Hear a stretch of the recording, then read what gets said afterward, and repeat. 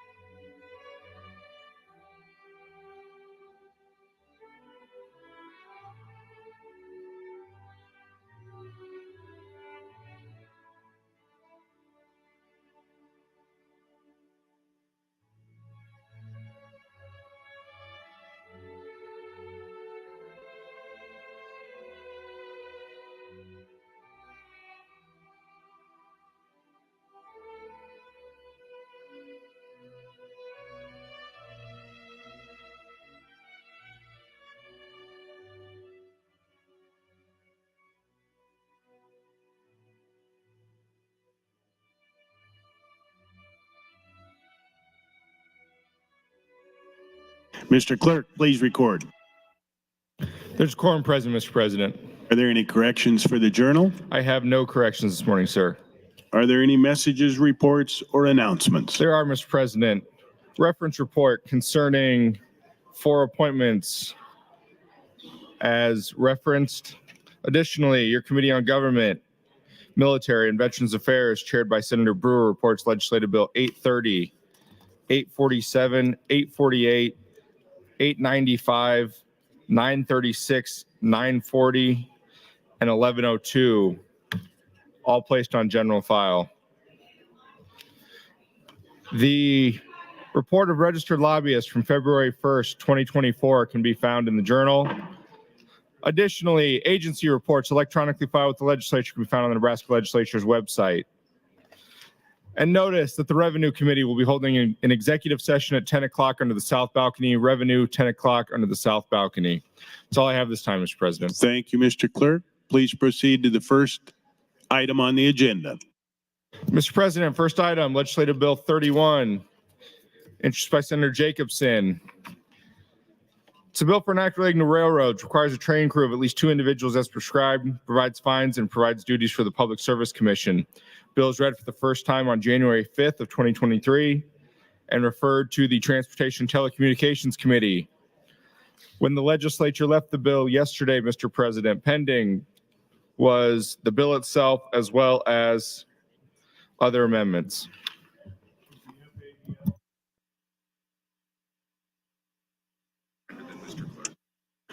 Senator Jacobson, you're recognized for a 1-minute refresher.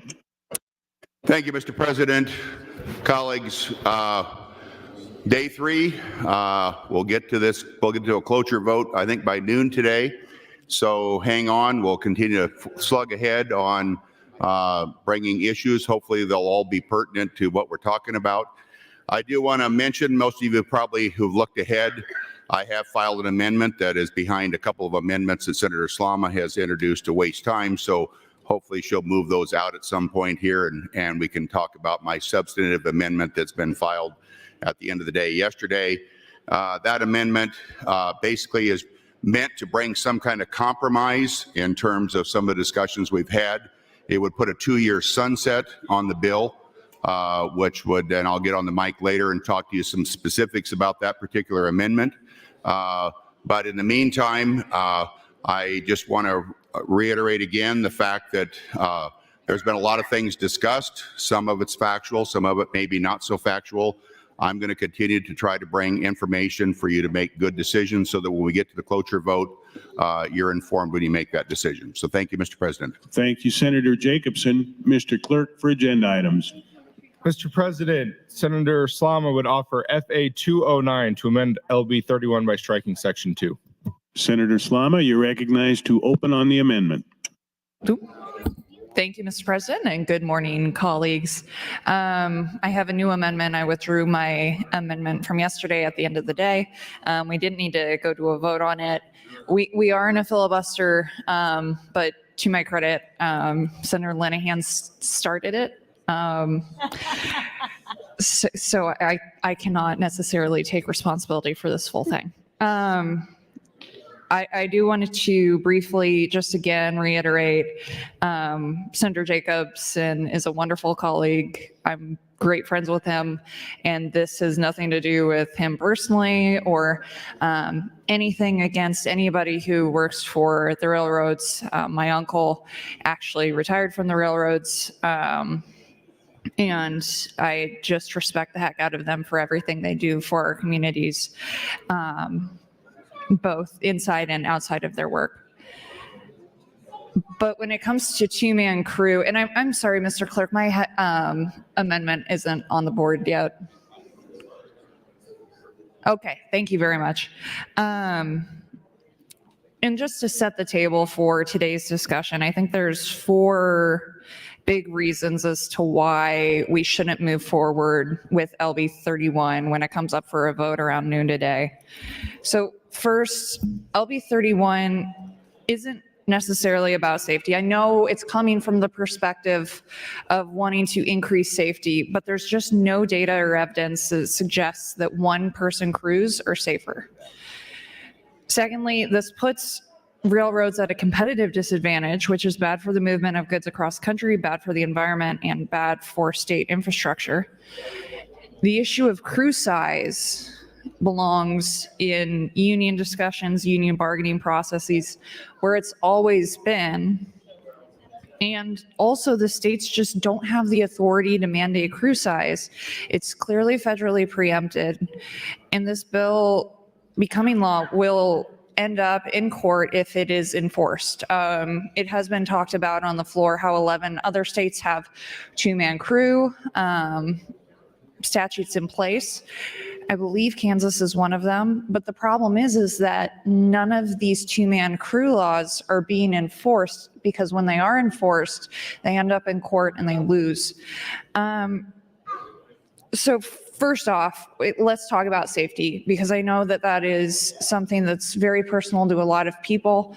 And I've had some very heartfelt comments extended my office about concerns on safety, and I appreciate those so much, and I appreciate people being willing to share their stories and open up to my office and the offices of others.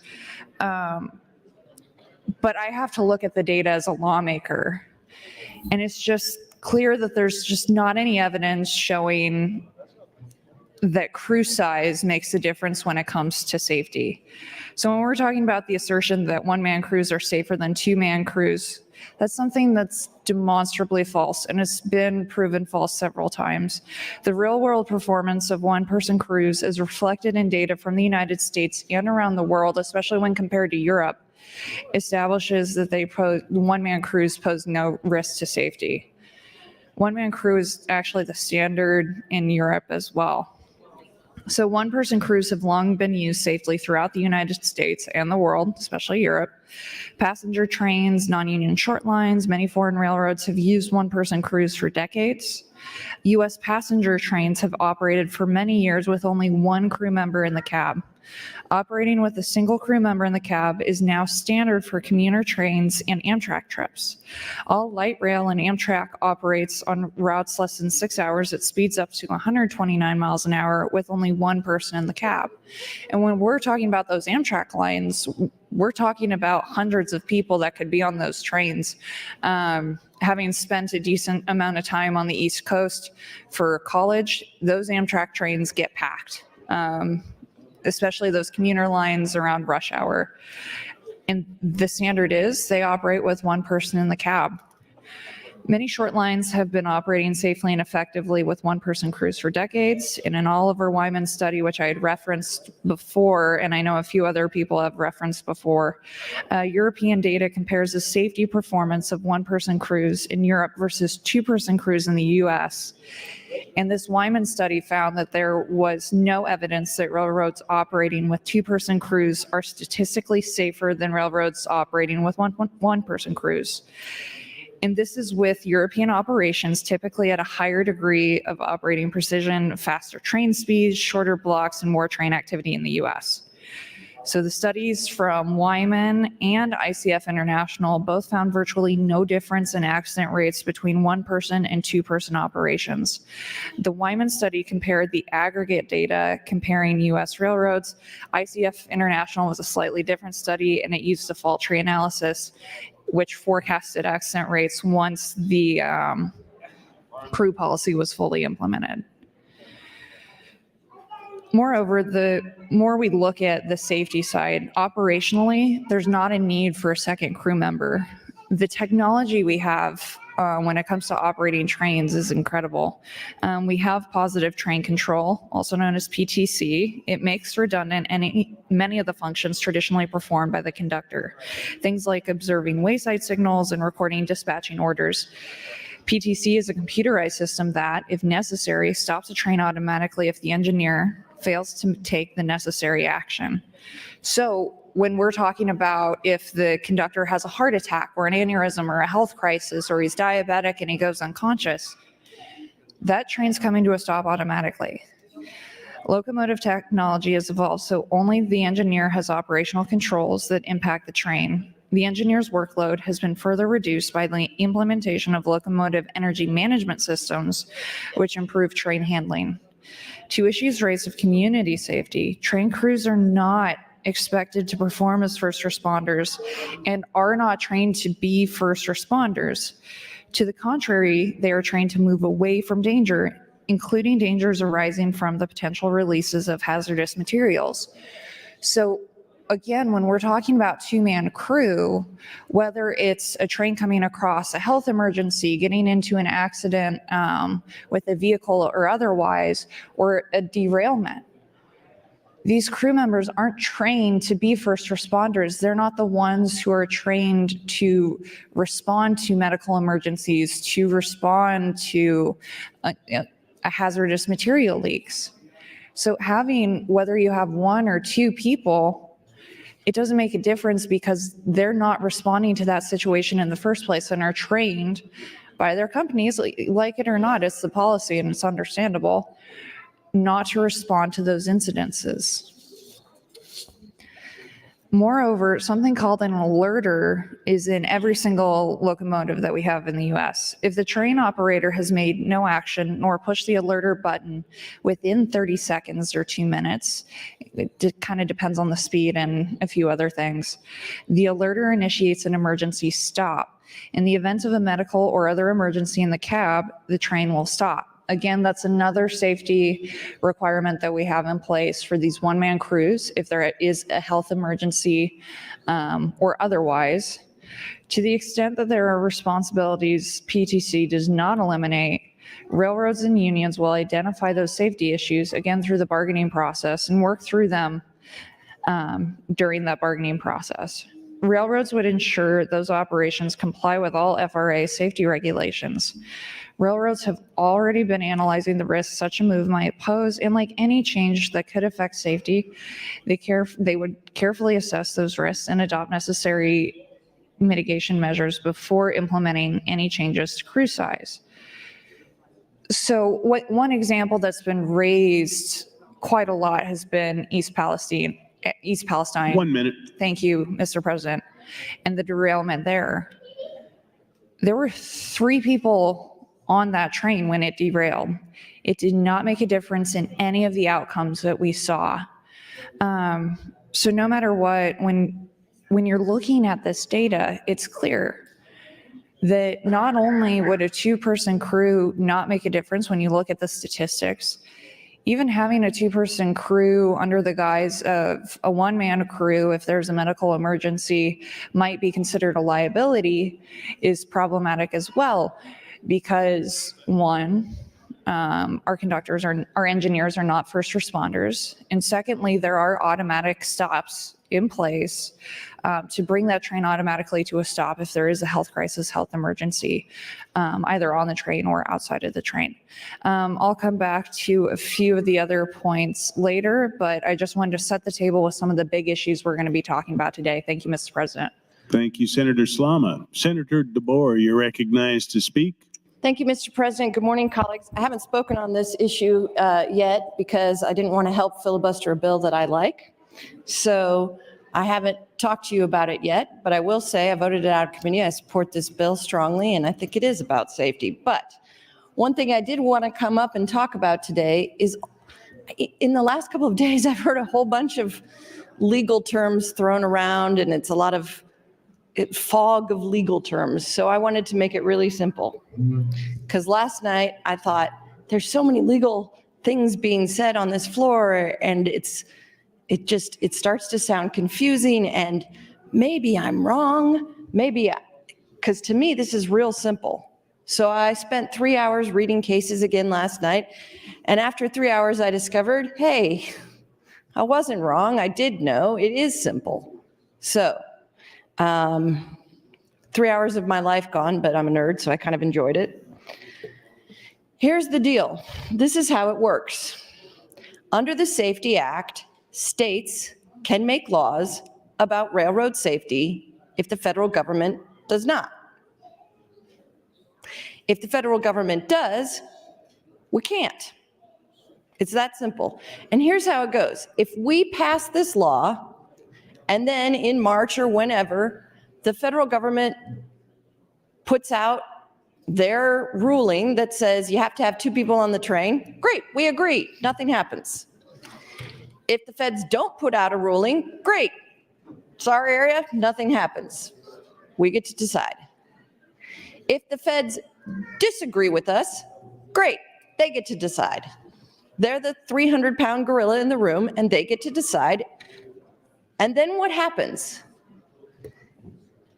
There's nothing scary that happens next. If they decide it's 1-person crew, the governor doesn't have to go to bed without his supper. We don't all get sent to timeout as legislators. We just can't enforce our law.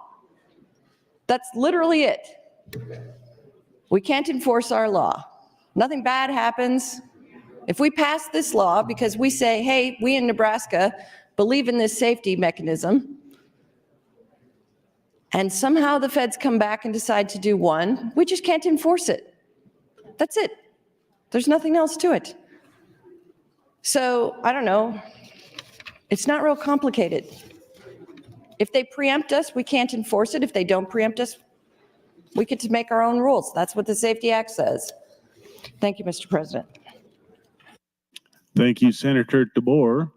Senator Albright would like to recognize the physician of the day, Dr. Dave Holting from Pender. Please stand and be recognized by your Nebraska Legislature.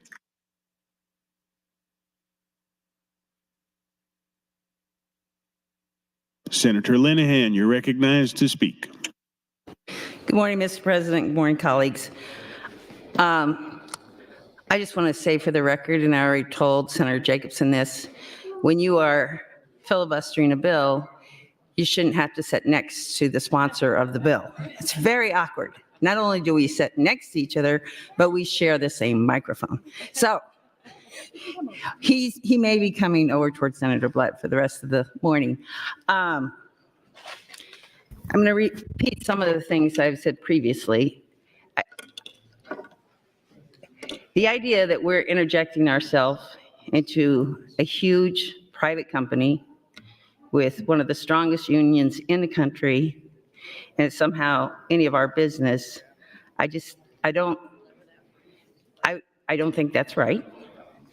We're also, one of the reasons it would be good for the unions to have this rule pass, because clearly, from what we've heard for the last 2 days, this is a bargaining point when the unions and management sit down every 5 years to figure out what the contract's going to be. They win this. They are now under a union contract that says there has to be 2 people on the train. So we take that away, we empower them more. Now, maybe that's what we want to do. I don't think we ought to be doing that.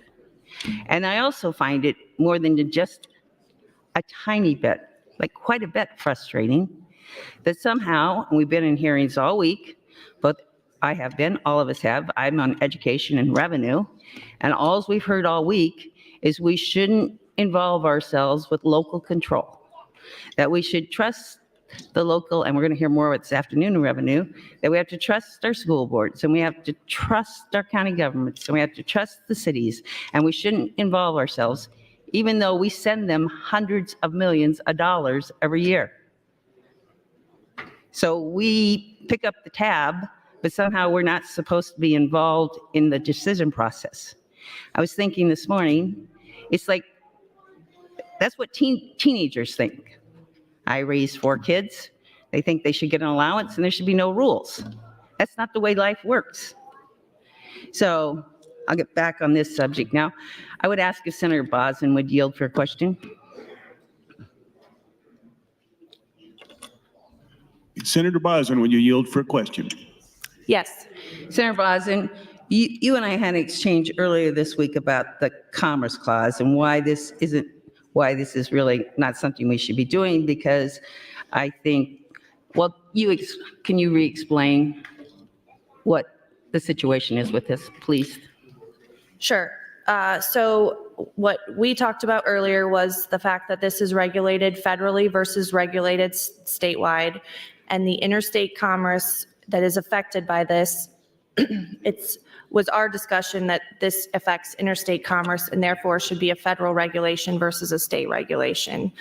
Specifically to that point, I listened to Senator DeBoer speak earlier and talk about we wouldn't have in conflict here because if the feds rule, then our law would either be valid or invalid based on what we decide to do here. So if they tell us that you have to have 2-man crew and our state law is consistent, there's no problem. If they tell us you have to have 2-man crew and our law says you don't, we now have to have 2-man crew. There's no inconsistency.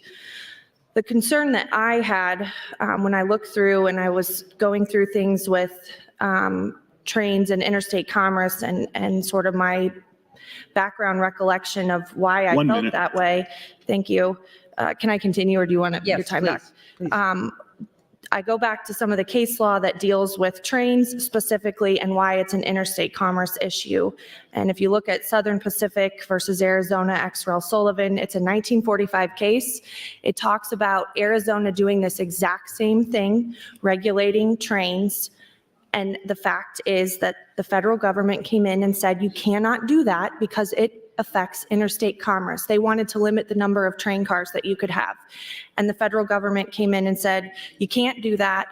It's interstate commerce. We're not going to stop trains at the Arizona state line, take off cars or add cars before they go into New Mexico or wherever, California.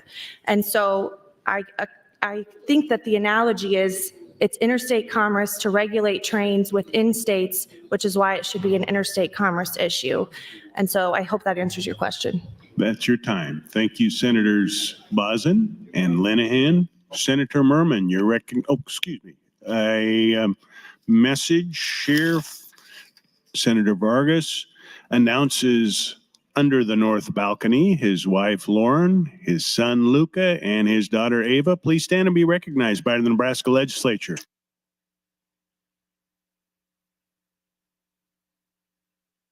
Senator Clemens, you're recognized for an announcement. Thank you, Mr. President. Shortly, the pages will be handing out a booklet called Appropriations Committee Preliminary Report. It'll show the general fund and cash reserve financial balance as of now. It's a preliminary report we're required to give you after we have done a review of the agency's budget requests and those amounts that we have approved. We also have 60 bills in Appropriations Committee that are not included that have at least $100 million worth of requests. And our agency requests we've not approved that are still pending pending approval. So these numbers will change, but we are required to give you an update as to right now where we are. I've also been informed that the TIOSA formula has been revised and that a revision of TIOSA is not included in this book either. But this gives you an update as to where we are currently, and we're continuing to work on the budget. And I thank you, Mr. President.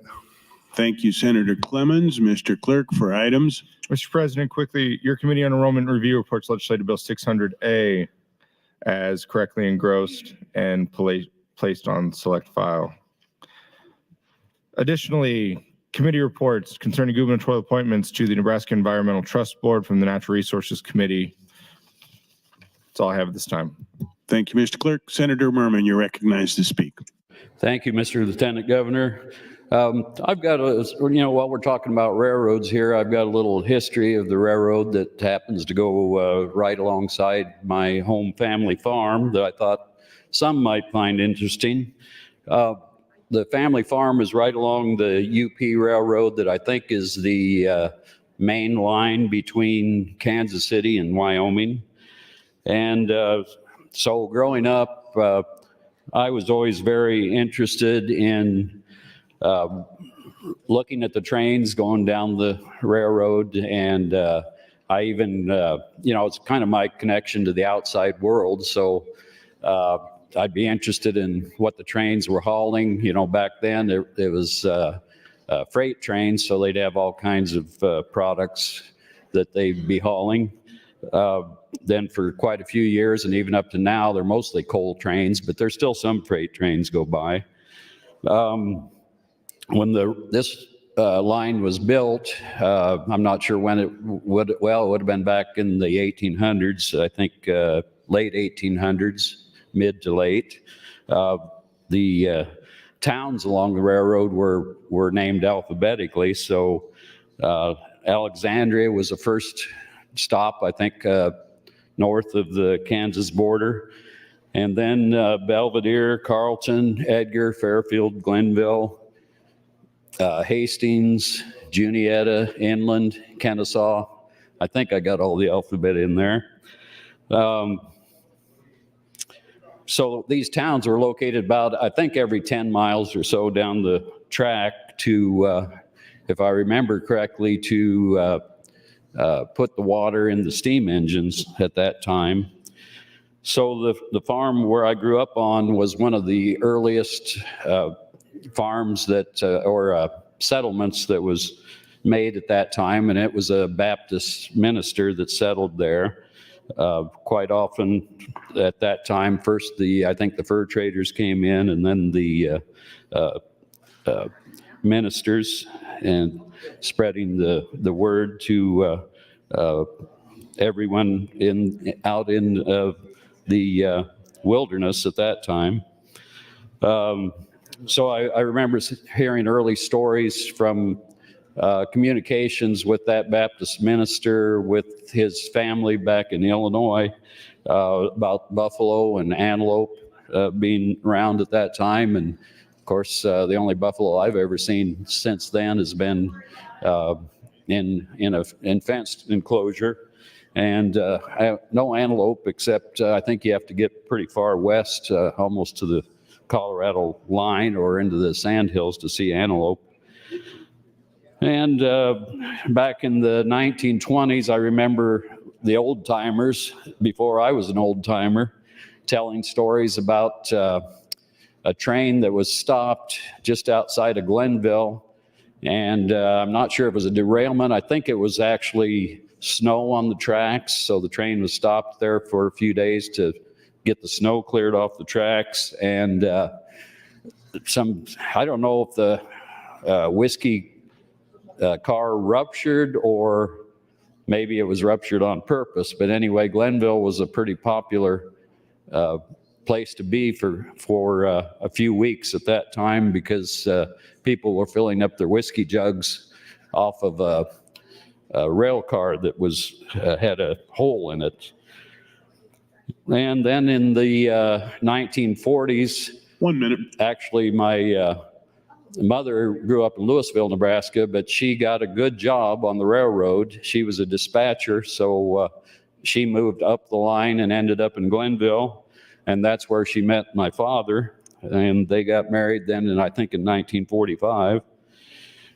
And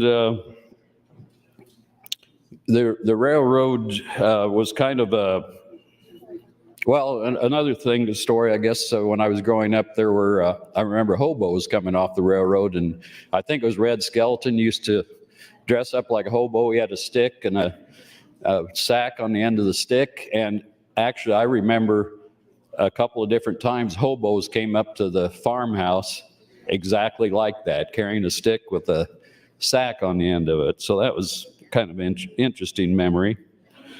And I've got some more stories. I think I'm running out of time, but I can spend quite a bit more time talking about those railroad stories.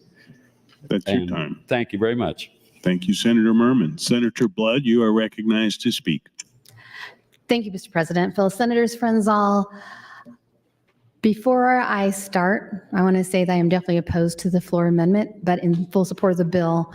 But I want to briefly talk about yesterday's discussion in reference to partisan politics, because that was kind of a slow-moving train wreck listening to all that, right? And I think if you listened yesterday, it also gave us some fodder for Senator Lowe's bill, where he wants to turn one of the boards partisan. This discussion we had yesterday was exactly why that bill should never get passed, but that's another discussion. I listened in reference to the PTC system, and part of what was said was actually accurate, but part of it was actually incorrect. And I want to start out by reminding people that the safety of these workers, I feel, has been reduced to nothing more than making them political pawns in this debate. And I think we have to remember that this debate isn't about negotiations. It isn't about trying to push something forward that isn't needed. It's about public safety. And I keep going back to that. And I haven't tried to take up time on the mic. I've really tried to talk about topics that pertain to why I support this bill. So the positive train control, which you heard, is a safety overlay system, but it is incapable of performing the cognitive functions and tasks of a conductor or conductors. And this was identified, by the way, and you can find it online, by the FRA. And it further noted that it can't provide the benefits of two humans working together in collaboration. You'll find in the FRA final report in both 2020 and I believe July of 2021. So I go back every time and I think about Senator Von Gillen's comments about planes and how we kind of started out with that. And I don't know if you know this, but unlike aviation that has near-miss reporting systems, the corporate levels within most of our major railroads have always fought that for the railroad community. So we don't have data about near misses. They have fought against the data capture that we should have that shows how the actions of a two-person crew has made a difference in emergencies. We have that for airlines. So if you look at Title 49, which is the Code of the Federal Regulations, Part 225, it'll have the whole list of railroad accidents, incidents, and reports and classifications and investigations. And you will see that near misses are not part of that data. Because if we had that data, it would clearly show us why we need the two-man crews. You can say that it's a bargaining point for labor, and everybody knows I don't hide it. I do support labor because I believe in workplace safety and fair wages and benefits, and that if you work hard for 20 years, you should be able to retire and not worry about being homeless because you can't pay your bills or having to get a second job. It's about public safety. It's not about labor. It's about making sure that public safety is more important than profits and that we don't put profits over people. I always think it's interesting when we talk about local control, and I always respect Senator Linehan, and even when she and I don't disagree, we've always been very respectful of each other.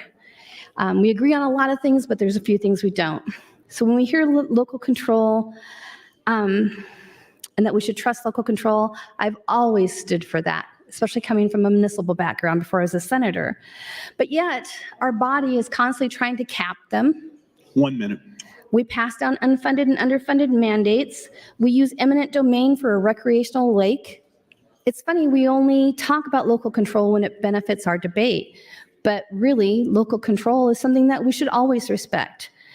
And then I always remind everybody, which I talked about the first time I was on the mic on this bill, Palestine, Ohio, 1.8 million gallons of liquid waste were collected from that derailment site. 149 car train derailment. Now that community is fighting a future much like Meade, Nebraska, where they don't know there'll be cancer, brain tumors, birth defects, and they get to live with the consequences of that derailment. Anything we can do as a body to help ensure public safety is something that we do to help Nebraskans. Thank you, Mr. President. Thank you, Senator Blood. Senator John Kavanaugh, you're recognized to speak. Thank you, Mr. President. Well, it's Groundhog Day again, and we're here debating the railroads, and up next is the time change bill. So I circulated a little history of time zones, which, if you're familiar, were invented by the railroads. So I thought it was appropriate that we have that as part of the conversation. It says this thing I circulated, that before the railroads implemented time zones, there might have been disparities in local times depending on your location. So for example, while it could be 12:09 p.m. in New York, it could also be 12:17 in Chicago. Think about all the confusion that could cause in today's busy world. I rise in support of LB 31 for all of the reasons articulated by my colleagues about safety, and I am opposed to FA 209. I would reiterate what Senator DeBoer said, which is that until the feds act, we have a right as a state to regulate for safety in the state of Nebraska. And if the federal government takes action and says that we should have a two-man crew, then our law will be in accordance with that. And if the federal government says that there shouldn't be, then our law would just have no effect. It won't cause problems or confusion. So I'm in support of LB 31, but I just wanted to rise in support of that and to remind everybody that today is Groundhog Day and that Puxatawny Phil did not see his shadow. So we will have an early spring. And to paraphrase the Chamberlain brothers, the time has come today. Can't put it off for another day. So today, we're going to get a vote on two-man crew. Thank you, Mr. President. Thank you, Senator Kavanaugh. Senator Kauth, you're recognized to speak. Thank you, Mr. President. Senator John Kavanaugh, thank you for giving us this information on the railroad time. And Senator Steve Erdman, I'd like to point out that eventually this system was signed into U.S. law with the finalization of the Standard Time Act. So in 1918, they decided standard time was the way to go. I'm going to talk a little bit more about how single-person crews have been used around the world, actually. Single-person crews are neither novel nor untested, and this is from a report done in 2015, so way before any of the technological advances that we have today. In North America, Amtrak and commuter railroads both make use of a single-person crew in the cab. Regional freight railroads, Indiana Railroad in the United States and the Quebec, North Shore, and Labrador in Canada operate a significant number of trains with single-person crews. Internationally, the use of single-person crews for trains is widespread in developed markets similar to the United States in size and complexity. In Europe and Australia, for example, the use of single-person crews is the dominant practice on many freight railroads, including those in Germany, France, Sweden, Australia, the United Kingdom, and Queensland, New South Wales. Oliver Wyman screened public data on safety from the FRA and the European Railway Agency to develop a set of safety statistics that could be used to compare the safety records of single and multiple person crews. The statistics were deemed relevant for this analysis where the crew had actually some degree of control over the incident and where the presence of multiple persons versus one person in the cab could arguably make a difference in the outcome of the incident. So for a lot of things that we're talking about, there wouldn't have been a difference no matter how many people you actually had in the cab. For the intra-US data, Oliver Wyman compared aggregate statistics on relevant equipment incidents and casualty incidents for 2007 through 2013 for operators using single-person crews like Amtrak, commuter operators, and the INRD, versus operators using multiple-person crews, Class 1s, and other regional freight railroads. Across equipment incidents like derailments and collisions, and casualty incidents, serious injuries and fatalities, the analysis found that single-person train crew operations were as safe as multiple-person train crew operations. This is nothing new. This has been being discussed for a very, very long time. For the US versus Europe, Oliver Wyman developed a comparative data set for 2007 through 2012 for the US Class 1 rail operators and a selection of major European freight railroads that make use of single-person train crews. Oliver Wyman analyzed safety data for collisions, derailments, serious employee injuries, fatalities, and signals passed at danger. For all of these categories, major European operators using single-person crews appeared to be as safe as Class 1 multiple-person crew operations. We can talk a lot about how we feel this might be better, but the data is showing that there is no difference. In addition, it's worth noting that there's been a positive long-term trend of declining rail accident risk within the European Union, despite significant cuts in railroad staff and the expansion of single-person crew operations. In fact, those EU countries with the best safety records, the least fatalities, and weighted serious injuries per million train kilometers are all countries where railroads operate with single-person crews. I took the opportunity to speak with several people who worked for the railroads. One is retired and one left to pursue other opportunities. One had been a conductor for 14 years. Thank you, Mr. President. And then he went into management. And he said, literally, there is nothing that the conductors do unless there's an incident. And if there's an incident, he couldn't have stopped it. I yield my time to Senator Slama. Thank you, Senator Cowell. Senator Slama, you have 41 seconds. Thank you, Mr. President, and I'll be brief. Since Senator John Kavanaugh raised Punxsutawney Phil, it is Groundhog Day, and we need to remind the good people of Nebraska that we are not beholden to that particular road. We do not have Punxsutawney Phil in Nebraska. We have Unadilla Bill, who is replaced by Unadilla Billy. Unadilla Billy also did not see her shadow this morning, and we will celebrate the forthcoming early spring with the parade in Unadilla, 2 block long, ends at a bar at 2 p.m. tomorrow. So we would invite you all to come as we parade Unadilla Billy throughout the town to celebrate the early spring. Thank you, Mr. President. Thank you, Senator Slama. Senator Von Gilleren, you're recognized to speak. Thank you, Mr. President. Yeah, the Groundhog Day, I had my speech all prepared to talk about Punxsutawney Phil and not seeing his shadow this morning and got robbed of that, but I did not know about Unadilla Billy, so I'll take special note of that and the parade opportunity tomorrow. Today's and if I missed this, forgive me, today's also National Wear Red Day, and I failed on that.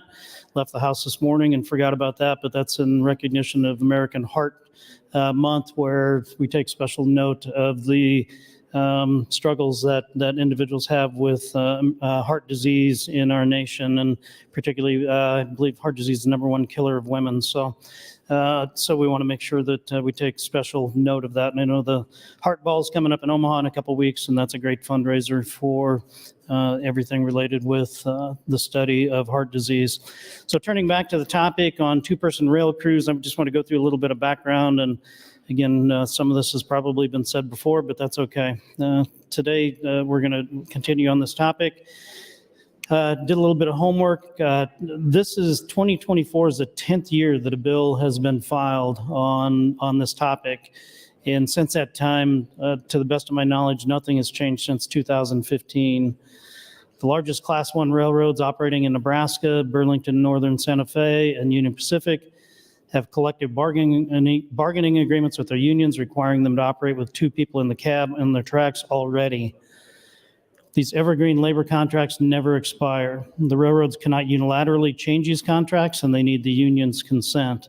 And as I mentioned, I think it was yesterday, I talked with Senator Jacobson on the mic, and we talked about the fact that recently coming out of the pandemic, that there was a potential of a national railroad strike, in the considerations that was going to have and disastrous effect on our nation's economy, and the federal government stepped in and averted that strike. I'm not saying that was the right thing to do, but at least it kept our nation's commerce moving. Regarding technology, there's been a lot of conversation about different means of technology, and Senator Jacobson did a great job the other day talking about what the driver of the train, if they don't touch their controls within, I believe it's 45 seconds, there's an alert that's set off, and if they don't take specific actions, there are shutdown mechanisms that take control of the train. And he talked about the sterile nature of the cab, and that's similar. I fly, and that's a similar concept to when you're flying. They call it the sterile cabin, and that's not being distracted by other influences such as a cell phone or radio or those kinds of things. So it's to keep your focus completely on the job at task. So with technology, there's now remote monitoring, there are wayside detectors, there's ultrasonic inspections and thermal detectors for hot bearings. Senator Jacobson talked about hot bearings being the #1 cause of derailment, and there is technology to detect those. There's ground penetrating radar that's used, geometry cars, unmanned aerial vehicles or drones using cameras that can take up to 40,000 images per second, combined with a strong capital improvement program that's led the way in making the railroad safer. Whereas having 2 people on a train might offer some benefits, the railroads have obviously taken great strides in their technology and expended terrific amounts of money in order to make the operation of their rail cars safer over the years. Makes me wonder if they went to 2-person crews, would they or could they or should they eliminate some of those safety devices? The rail industry spent more than $5 billion, billion with a B, to adopt positive train control. And this goes back to a little bit what I was talking about, Senator Jacobson mentioned. The PTC monitors speed restrictions, communications, and track signals. PTC automatically stops trains to prevent certain train-to-train collisions and other accidents caused by human error. And I think that human error is an important part of this conversation, trying to do as much as they can to eliminate that. Railroads have PTC on all hazardous materials and passenger routes. BNSF has PTC on the routes where it hauls more than 85% of its freight. So there's only 15% of their lines that do not have that safety equipment. Other railroads have been safely operating with only an engineer and a cab for more than a decade, for 10 years. Again, the same amount of time that this bill has made its way to the floor in this body. Time, Senator. Thank you, Mr. President. Thank you, Senator Von Gilleren. Senator Holdcroft, you're recognized to speak. Thank you, Mr. President. Yesterday, I spoke a lot about the advancements in propulsion technology in the Navy, from steam to gas turbine, and I got a lot of positive feedback of people who were listening in and interested in, how the U.S. Navy is advancing over the years. And I thought I would take a little time today to talk about something that's in the news, and that is, of course, the U.S. Navy under fire in the Red Sea, and the outstanding performance, really, of our ships there. The mainstay of the United States Navy today is the Arleigh Burke class destroyer. And I talked about classes yesterday. It's called the Arleigh Burke class destroyer because the first ship in the class, DDG 51, is the USS Arleigh Burke. Arleigh Burke was named after a World War II destroyer squadron commander, famous for his use of speed. They called him, I think it was 30-knot Arleigh Burke, because that's what he did all the time with his ships. He moved very fast, and that's kind of, what destroyers are famous for. So today's Arleigh Burke class destroyer, DDG 51, and the designation DD means destroyer. G, the G at the end means it carries a guided missile, and designates it as an air defense weapon system or air defense platform. These ships were designed to protect the aircraft carrier. That's their main job, is to protect the aircraft carrier. The United States Navy deploys primarily as carrier battle groups. They send out the carriers which have these great air wings that have long range, but you have to protect them primarily against submarines and against missile attack. And so the Arleigh Burke class destroyer was designed to do exactly that, protect the carrier in the battle group. It has the Aegis fire control system, Aegis, A-E-G-I-S. And you'd think that's some kind of acronym. It's not. It's actually the mythical shield of Zeus. So Aegis, the mythical shield of Zeus, describes essentially the weapon system that is carried on the Arleigh Burke class destroyer. So the weapon system is composed of sensors, fire control systems, and then of course the weapons system. So let me just briefly talk about the capabilities here. And first of all, let me talk about, we have DDG 51 through DDG 125. So since Arleigh Burke was commissioned in 1991, and we have averaged the commissioning of 2 to 3 of these destroyers every year since then. The latest was commissioned in 2023. It was the USS Jack H. Lucas. It's DDG 25. And as we heard yesterday, the Navy has commissioned or has named DDG 42. So still quite a ways in the future for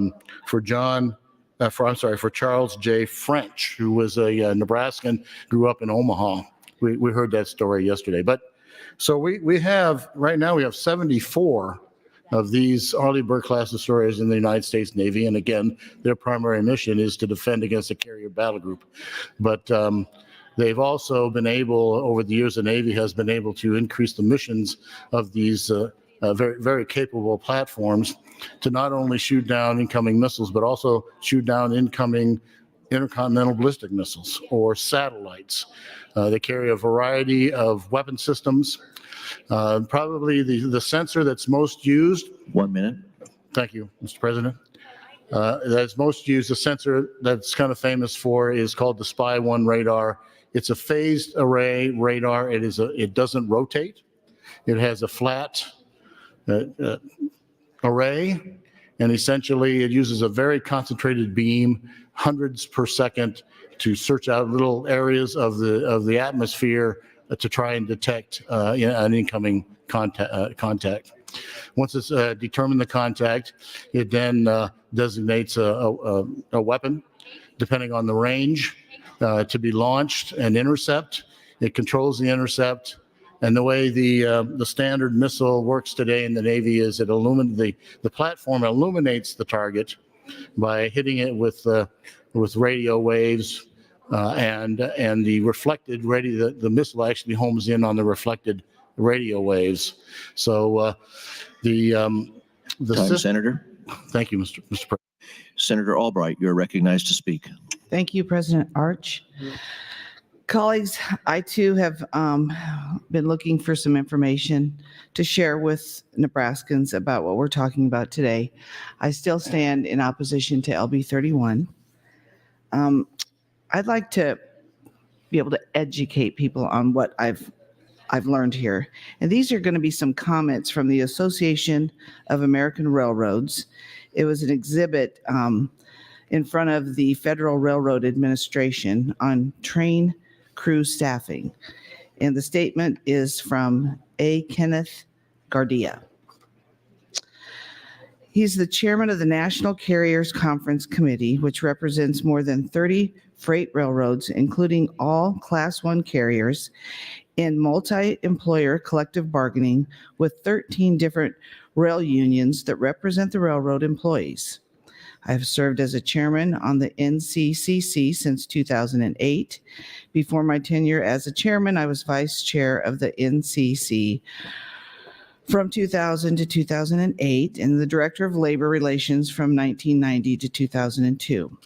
Prior to my work, the railroad industry, I was attorney for the Federal Railroad Administration. It says, I'm familiar with virtually every aspect of collective bargaining with the various rail unions. I have handled a wide range of labor issues over the years, including various crew size issues that have risen in negotiations between the rail carriers and the operating craft unions. The Brotherhood of Locomotive Engineers and Trainmen and the Sheet Metal, Air, Rail, and Transportation Workers Transportation Division.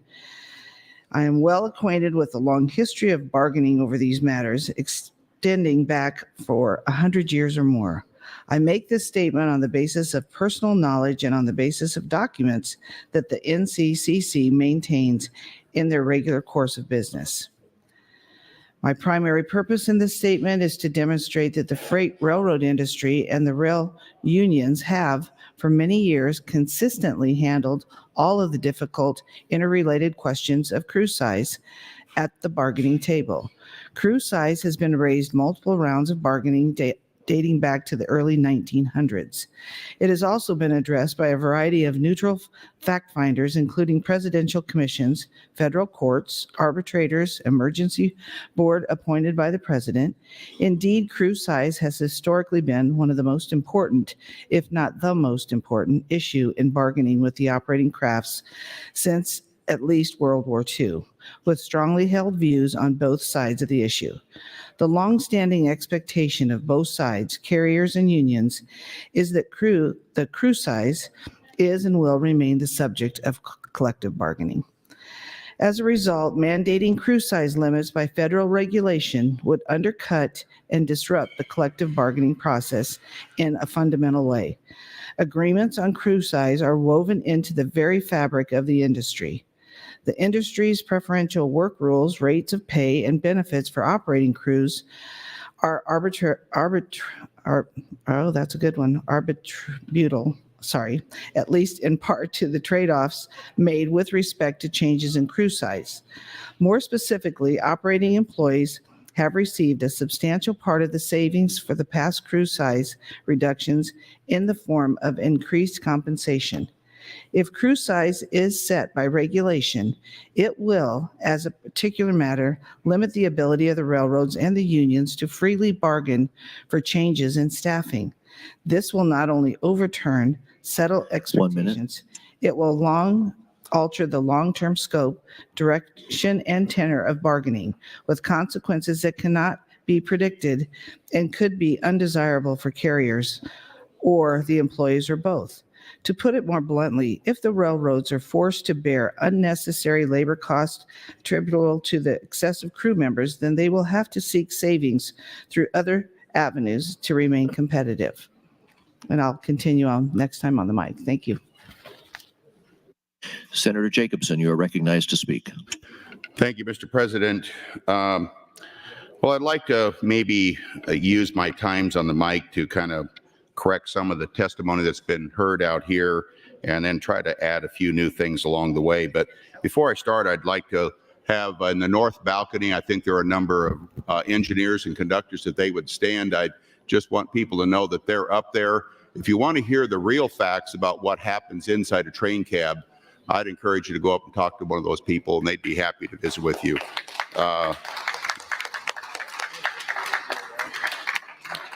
I want to go back a little bit to an issue that was brought up about the technology and the heat detectors.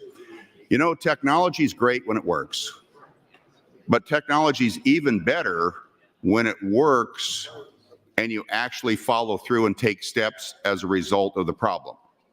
What do I mean by that? A heat detector detects hot bearing along the rail track. That car or that train ends up, say, Bailey Yard. There aren't enough crew members there or enough yard workers there to repair all the hot bearings. What do? Do we just stop the train, take it down for a day or so to fix the bearings? Or do we send it on to Denver and hope that it gets to Denver? I would argue that it's more the latter. Okay, so this issue really kind of comes down to, if you have truly working positive train control where there are no overrides, and if there's a problem with the train would be stopped. I would tell you, you'll see a lot of stopped trains, because the engineers are instructed whether to stop the train or not. Their responsibility is to run the train, drive the train. It's not their decision whether it should be stopped or not. That's coming from above. I would also tell you that there's been a lot of talk about what's happening overseas and elsewhere around the world. Well, let me tell you that we used to have trains that were a mile long. Pretty good sized train. Now we have trains that are 3 miles long.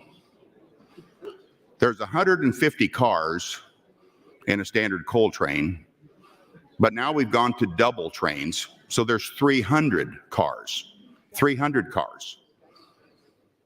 So you generally have 2 locomotives at the front to pull the trains, but the knuckles can't handle all that weight behind. So what do? Well, then you got to put locomotives on the back of the train so that they can push the train. And in many of these long trains, you're also putting locomotives in the middle of the train so that they're both pushing the cars in front of them and pulling the cars behind them, so that there's enough power to pull it and it takes the pressure off of the knuckles. But the knuckles weren't built, these cars weren't built for those kind of train lengths. So why are we going with longer train lengths? Well, we're going with longer train lengths because you make more money with fewer crew. If you can run a big train and run 2 people on it, and it's double the size, what have you done? You cut the crew in half.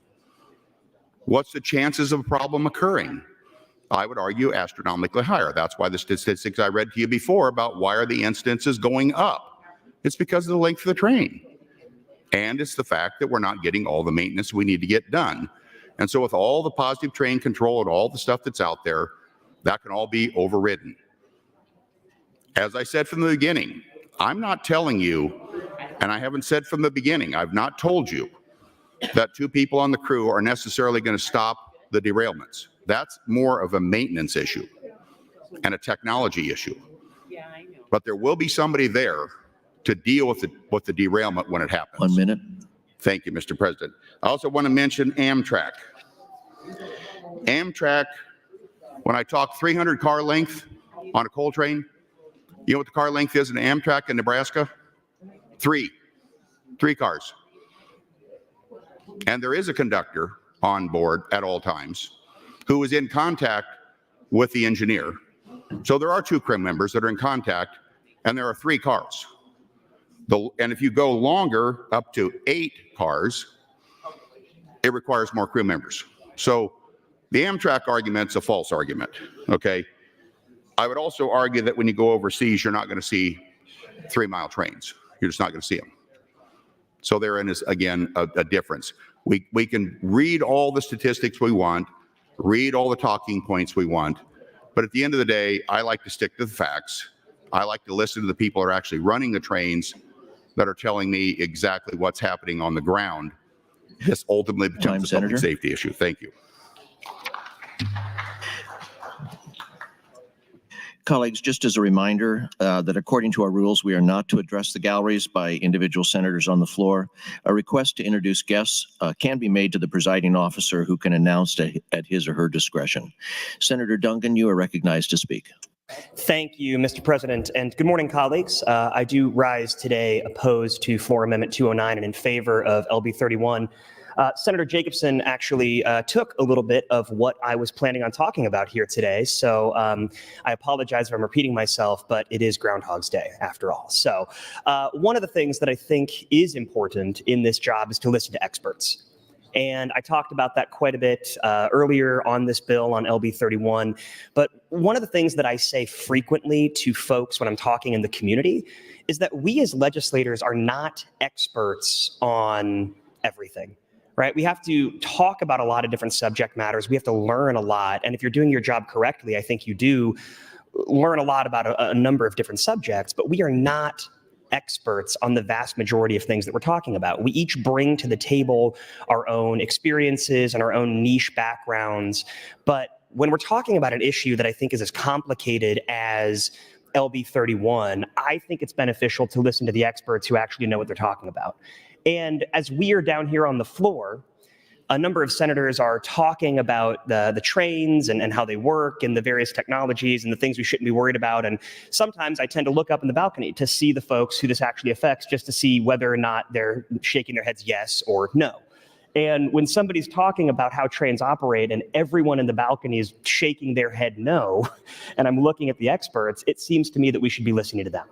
And so when we're actually talking about issues like LB 31, I oftentimes defer to the people in the trains, to the people who do the hard work, to the boots on the ground. And I've talked to a number of engineers and folks who work actually in the train yards and on the trains during the pendency of this entire issue. And time I hear again that this is important to them. And that this is not just something they would like, but it's something that is necessary. And whether or not we're talking about safety with regards to derailments or safety with regards to intersection crossings or safety with regard to the actual engineer themselves, it is reiterated to me that this is a necessary component of ensuring safety for both the public, but also the people on the train.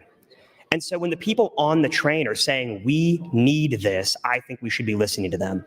And so I guess I rise today in solidarity with the people who actually are the boots on the ground, who do this work, who have asked us to act and to do something about this time and time and time again.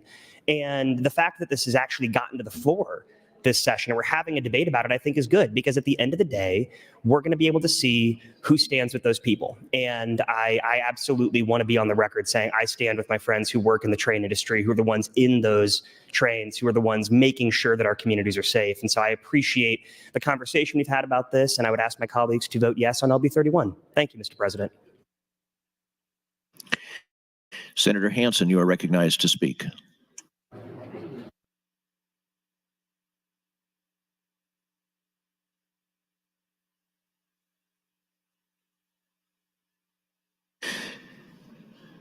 Senator Conrad, you are recognized to speak.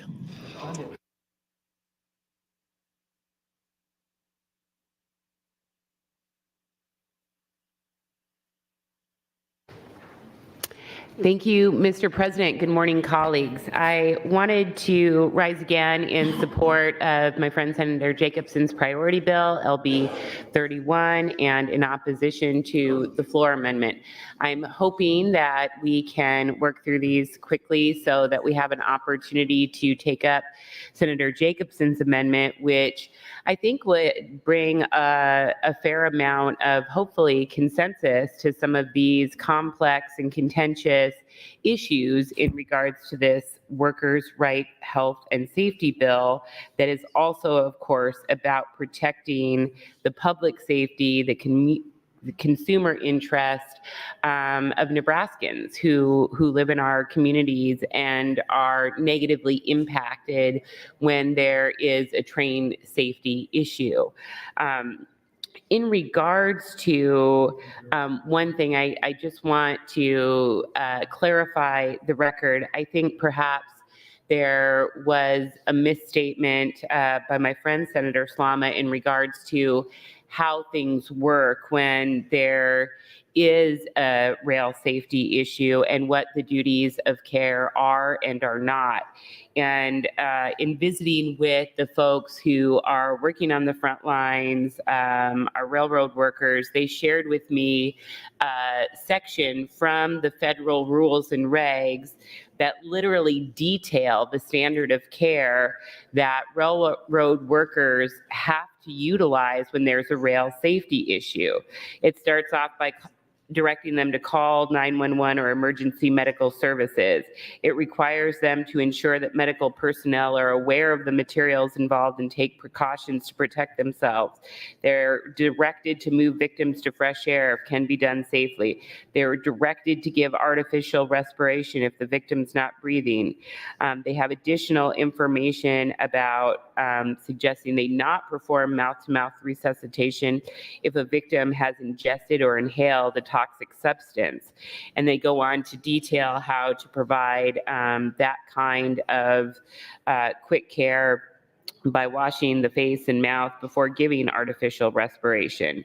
They go down to detail, and not only are these the federal regs, but the folks on the front lines are trained on these protocols to administer oxygen if breathing is difficult, to remove and isolate contaminated clothing or shoes, and keep the victim calm and warm, keep victim under observation, and document the effects of contact or inhalation. So not only are these folks trained to do their job as frontline workers on our railroad, but they also are trained and under federal regulation to also act in many instances as first responders. And so I want to be clear about their duties, their training, and the complexity that we're asking folks in these really important positions to take up, not only in terms of facilitating the train, but what to do when and if there is a rail safety issue that pops up. Additionally, I want to point out that when there are dangerous or hazardous materials that are moving on the rails. And I think we're all aware of the necessity of that for happening from time to time. It's not the union or the individual rail worker that selects what's in that train car. 1 minute. Thank you, Mr. President. And in an ideal world, hopefully they would have some information about what the transport is so that they can be prepared on all angles. But every now and again, the technology fails, that information is incomplete. And I know one high-profile example that we've been talking about in the context of this debate is in regards to a really tragic accident that happened in North Platte. And talking to the frontline workers, we're still almost 6 months in, and they're trying to figure out what happened to the technology, and they're trying to figure out what those substances actually were. So to pretend otherwise just is not reflected in the record in terms of this experience out of North Platte and in terms of the federal rules that require a rendering of first aid when there is a rail safety issue. So again, thank you, Mr. President. Senator John Kavanaugh, you are recognized to speak. Thank you, Mr. President. Well, it's Groundhog Day again. And we're here on the same bill we've been on for 3 days. And again, on the agenda is the time change bill. So you'll see on your desk, I circulated this handout about surprising railroad inventions, U.S. time zones, which specifies that the disparity in local time for your location could be so for example, while you could be in 1209 in New York, it might also be 1217 in Chicago. I think that's a relevant part of this conversation about innovations the railroads have brought to us and the responsibility of government to enact some regulation of those railroads. So I'd encourage you to take a look at that. I rise in support of LB 31 and opposed to FA 209. I, again, agree with my colleagues, Senator Jacobson and Senator Conrad and Senator DeBoer and Senator Dungan, who have all articulated how important an issue this is to support workers who are in a dangerous field, who often have to respond to dangerous situations, and we're trying to put them in the best position they can when they do that. And I would again reiterate the fact that when it comes to federal action, when the feds have taken no action, that leaves it to the states to allow the states to enact a regulation. So being that it's Groundhog Day, I wanted to point out that Punxsutawney Phil did not see his shadow today for the first time in 2 years, which heralds an early spring. And so with early spring coming, I paraphrase the Chamber brothers, time has come, today can't be put off for another day. So we'll get to a vote on LB 31, and I encourage your green vote on LB 31 when we get there. Thank you, Mr. President. Senator Michaela Kavanaugh, you are recognized to speak. Thank you, Mr. President. I rise in support of LB 31, and I'd like to yield the remainder of my time to Senator John Kavanaugh. Senator John Kavanaugh, 4 minutes, 40 seconds. Thank you, Mr. President. Well, colleagues, it's Groundhog Day again. And the fact that this LB 31 is on the agenda for the third day in a row and immediately followed by the time change bill, I think is relevant conversation. And I circulated this description of how railroads invented time zones, and that before we had time zones, that you could have had a dangerous situation created as a result of Chicago being later than New York and potentially causing accidents, which caused the need for regulation. So I think the fact that we've been talking about time and railroads for so long, I think it is a relevant document to read for folks. I rise in support of LB 31 and opposed to FA 209. And I agree with my colleagues who have said that this is a safety issue, and I see where people are coming from when they say it's not going to, putting 2 men on a train is not going to prevent derailments, but it will affect how people are able to respond when a crisis does happen. I think Senator Conrad very well stated in her last time on the microphone some of those situations. So, being that it's Groundhog Day, I did want to point out that Punxsutawney Phil did not see his shadow today, heralding an early spring. And in light of that early thaw, I think it's clear that we will get to a vote on this bill today. And to paraphrase the Chamber brothers, time has come. Today can't be put off to another day. So we'll get to a vote here soon on LB 31. I would encourage your green vote on LB 31. And thank you, Mr. President. Senator Linehan, you are recognized to speak.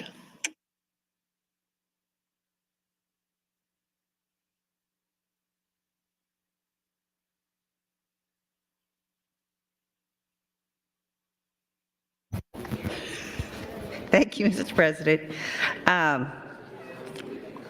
Okay, I wasn't paying attention.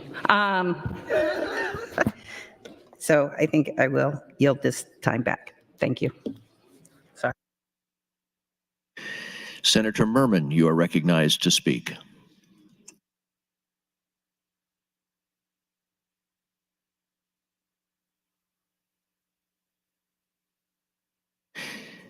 Senator Kauth, you are recognized to speak.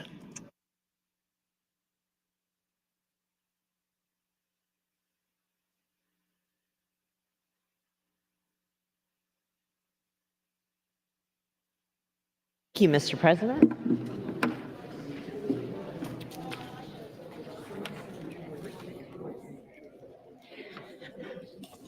One of the things that I'd like to point out, as we've been talking about this, one of my concerns with government overreach, which I view the state getting involved with private business and their labor negotiations as government overreach. In a bill that we're going to hear later on in the session, LB 1212, it's also about railway safety. But there's actually a provision in there that says the Railroad Safety Act shall not be construed as giving the commission jurisdiction or control over the relations between any railroad and its employees or its employees' order, union, or other bargaining agent, either contractual or otherwise. So they're very well aware that this sort of overreach could have some pretty negative implications for the unions and for employee relations, that they put it in another bill. I'm kind of surprised that they didn't put it in this current bill, but it's a concern. Anytime we start talking about the state making decisions for a company, it is a very big concern that it's overreach. So talking about existing North American single-person operations, single-person crew operations currently do exist in North America. Labor agreements, technology issues generally have precluded the use of single-person crews on Class 1 railroads. Single-person crews are in use by other types of rail operators, like Amtrak and commuter operations. And I believe Senator Armendariz brought up Amtrak the other day. Amtrak often operates trains with a single person in the cab controlling train movements. The rest of the crew is entrained with the passengers. As the locomotive is usually isolated from the rest of the train, the locomotive engineer is physically isolated from the rest of the crew.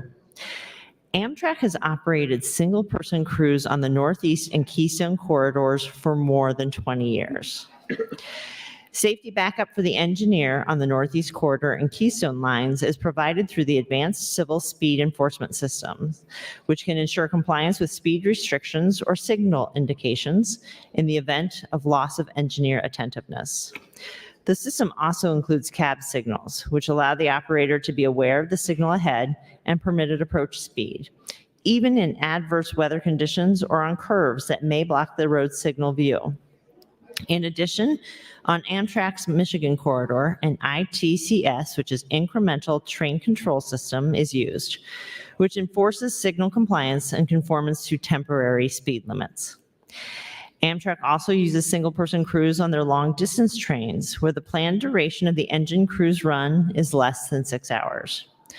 On these routes, the safety system is the same for the Amtrak trains and the freight trains operated by the host railroad. Amtrak estimates that 95% of its engine crews called to work comprise only one person.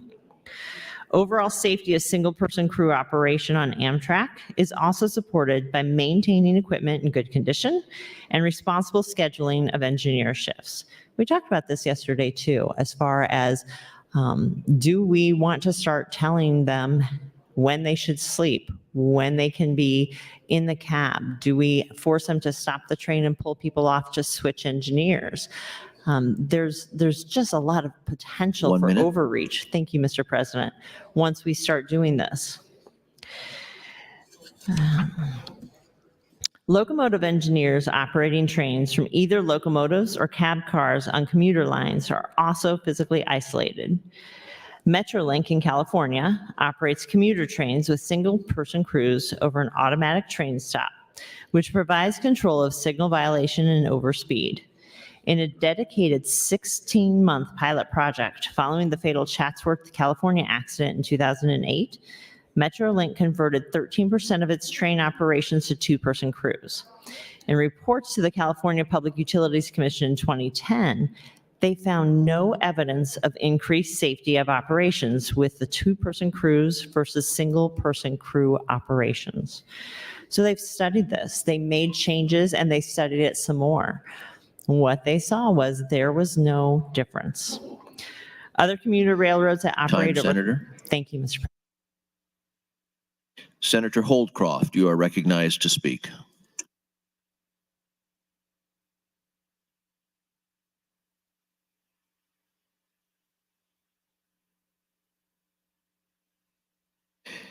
Senator Albright, you are recognized to speak.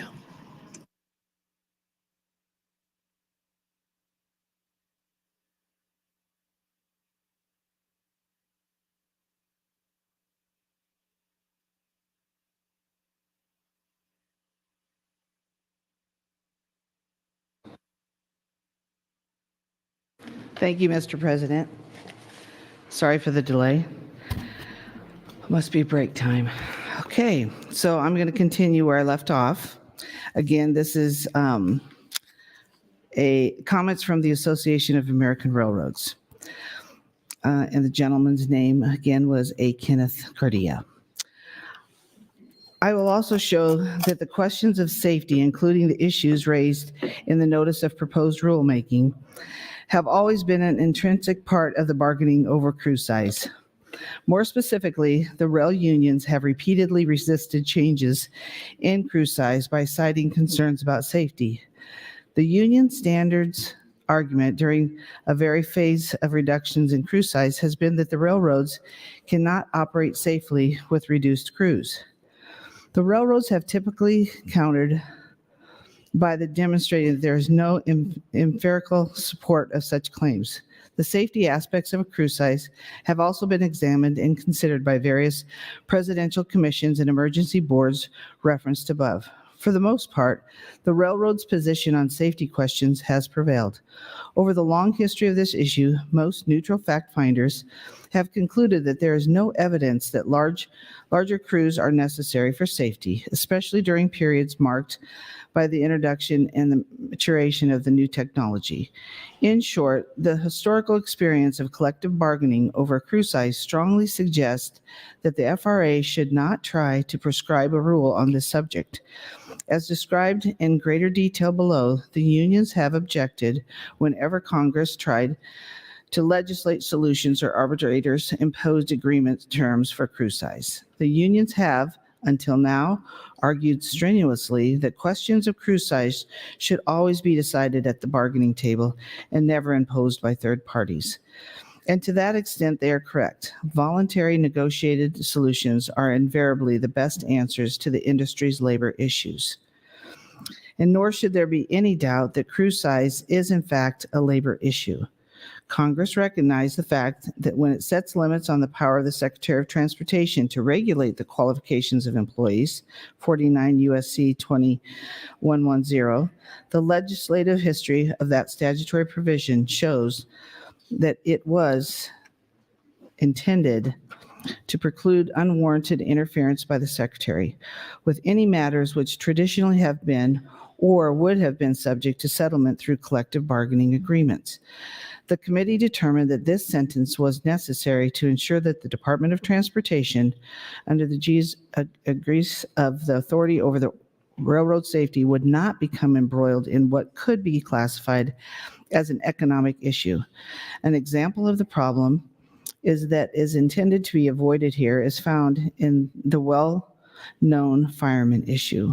While a question of safety may very well be involved in the issue of whether a fireman is needed in a cab of a locomotive, the economic aspect of the issue is at least great in the eyes of the labor and management. But without the provision under discussion, the discussion is or non-decision by the Secretary might be interpreted as deciding the issue even though the agreement reached or which might have been reached should have been inconsistent with rules issued by the Secretary. The Secretary of Transportation's authority 1 minute. is over railroad safety, not labor management disputes.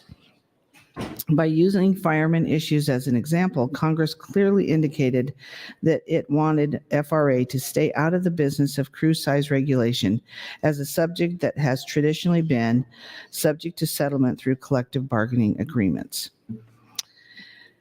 And the background. During their long history, the railroads have undergone many dramatic alterations due to the advances in technology, increasing competition, government regulation, and the tides of economic change. The industry started prior to the Civil War with steam engines fired by wood and using the handbrake that had to be operated separately on every car. As operations expanded, coal fire broilers replaced wood, and the engines gradually became larger and more powerful. Steam power remained the order of the day, however, well into the 20th Time, century. Senator. Thank you, Mr. President. Senator Lowe, you are recognized to speak. Thank you, Mr. Speaker. I guess I owe some people an apology for my reading of the little engine that could yesterday. They didn't think that was proper, so to all the conductors and the people that work on the trains, I'm sorry for my inappropriateness of reading the book. I just thought it was a little more entertaining than the legal language I'm going to read now, and so I'll try to put everybody back to sleep. Although the states have repeatedly attempted to justify minimum crew size laws as connected to safety, those arguments have been consistently rejected, with courts concluding that such laws are connected to labor and economic issues, not safety. The prohibition on certain states passing laws related to crew size doubtless has some implications for safety, but can be said of many economically motivated rules in Norfolk and Way. Like those laws, the proposed Nebraska crew size law is a blanket prohibition to one-person crewed locomotives regardless of safety and circumstances. Nebraska therefore cannot evade ICCTA preemptive merely by claiming that the proposed crew size law relates to safety. In FRSA, Congress directed that laws, regulations, and orders related to the railroad safety must be nationally uniform to the extent practicable. To ensure national uniformity, FRSA generally involves that a state law is preempted when FRA prescribes a regulation or issues an order covering subject matter of the state requirement. The federal regulation or order covers the subject matter of the state law when federal regulations subsequently subsume the subject matter of the relevant state law. As in CSX Transportation Incorporated versus Easterwood. When FRA regulates in a related to the railroad safety, states may not also regulate in that area. Likewise, the Sixth Circuit Court has explained FRA's explicit refusal to adopt a regulation regarding a particular subject matter amounts to determination that no such regulation is appropriate and thus amount to negative preemption of any such state regulation. In other words, when FRA examines a safety concern regarding an activity and affirmatively decides that no regulation is needed, this has the effect of being an order that is permitted. In that circumstance, states are not permitted to use their police power to enact such regulation. Marshall versus Burlington Northern Incorporated. Stated plainly, a federal determination not to regulate can take on the character of ruling that no such regulation is appropriate or approved pursuant to the policy of the statute, and thus any state law enacting such regulation is preempted. Ray versus Atlantic Richfield Company. That is what FRA did with respect to remote control operations in yards in 2001. FRA issued a safety advisory to provide guidance for the conducting of such operations while expressly declining to prohibit them. Thank you, Mr. Speaker. FRA denied a petition from labor union to prohibit one-person operating crews, including remote control locomotives operations. FRA has since promulgated extensive regulations covering remote control operations without prohibiting one-person crews. Those orders constitute precisely the sort of affirmative decision that preempts state requirements. And although FRA is currently on the cusp of adopting a nationwide crew size rule, its proposed rule categorically exempts remote control operations, thus preserving the status quo. No minimum crew size regulation is necessary or appropriate. Thank you, Mr. Speaker. Mr. Clerk, for some items. Thank you, Mr. President. Your Committee on Government, Military, and Veterans Affairs, chaired by Senator Brewer, reports Legislative Bill 938 to general file with committee amendments. Additionally, amendments to be printed from Senator Erdman to LB 939, Senator Hansen to LB 1174, motions to be printed from Senator Erdman to LB 1317, new LR 292, 293, and 294, all from Senator Ibaugh. Those will all be laid over. The Revenue Committee reports on the gubernatorial appointment to the Department of Revenue. That's all I have this time, Mr. President. Senator Jacobson, you are recognized to speak. Question.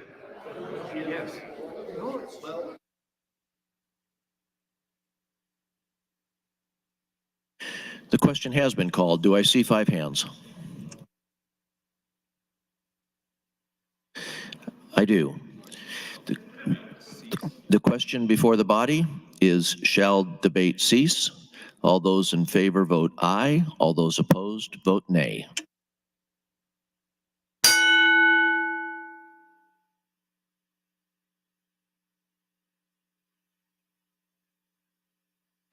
There has been a request to place the House under call. Question before the body is, shall the House go under call? All those in favor vote aye. All those opposed vote nay.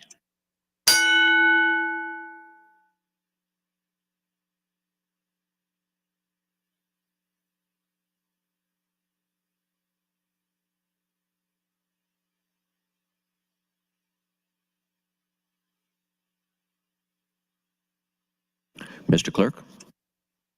20 ayes, 1 nay to call the House, Mr. President.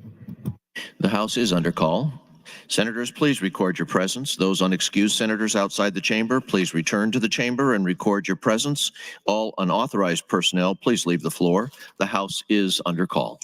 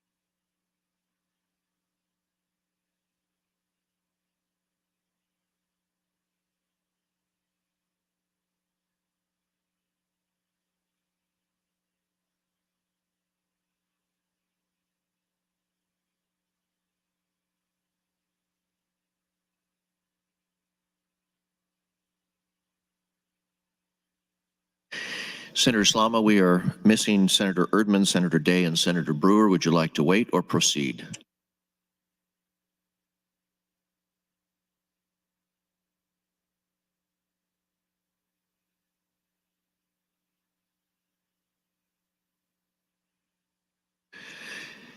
Senator Jacobson, we have a vote that is open on cease debate. Will you accept call-ins?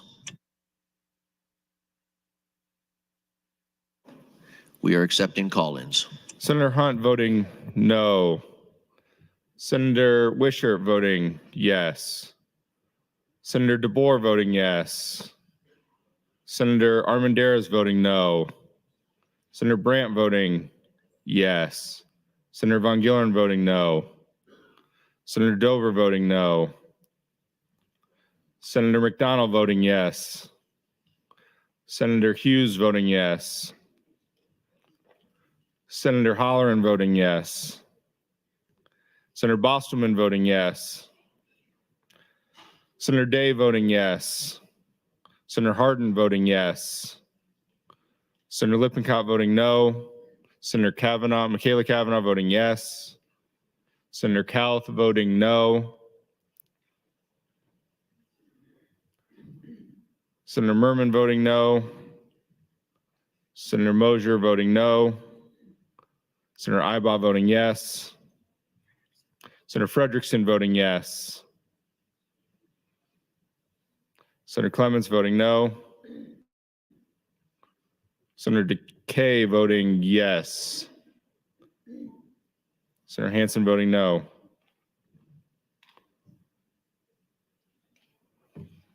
Mr. Clerk. Oh. Senator Linehan voting yes.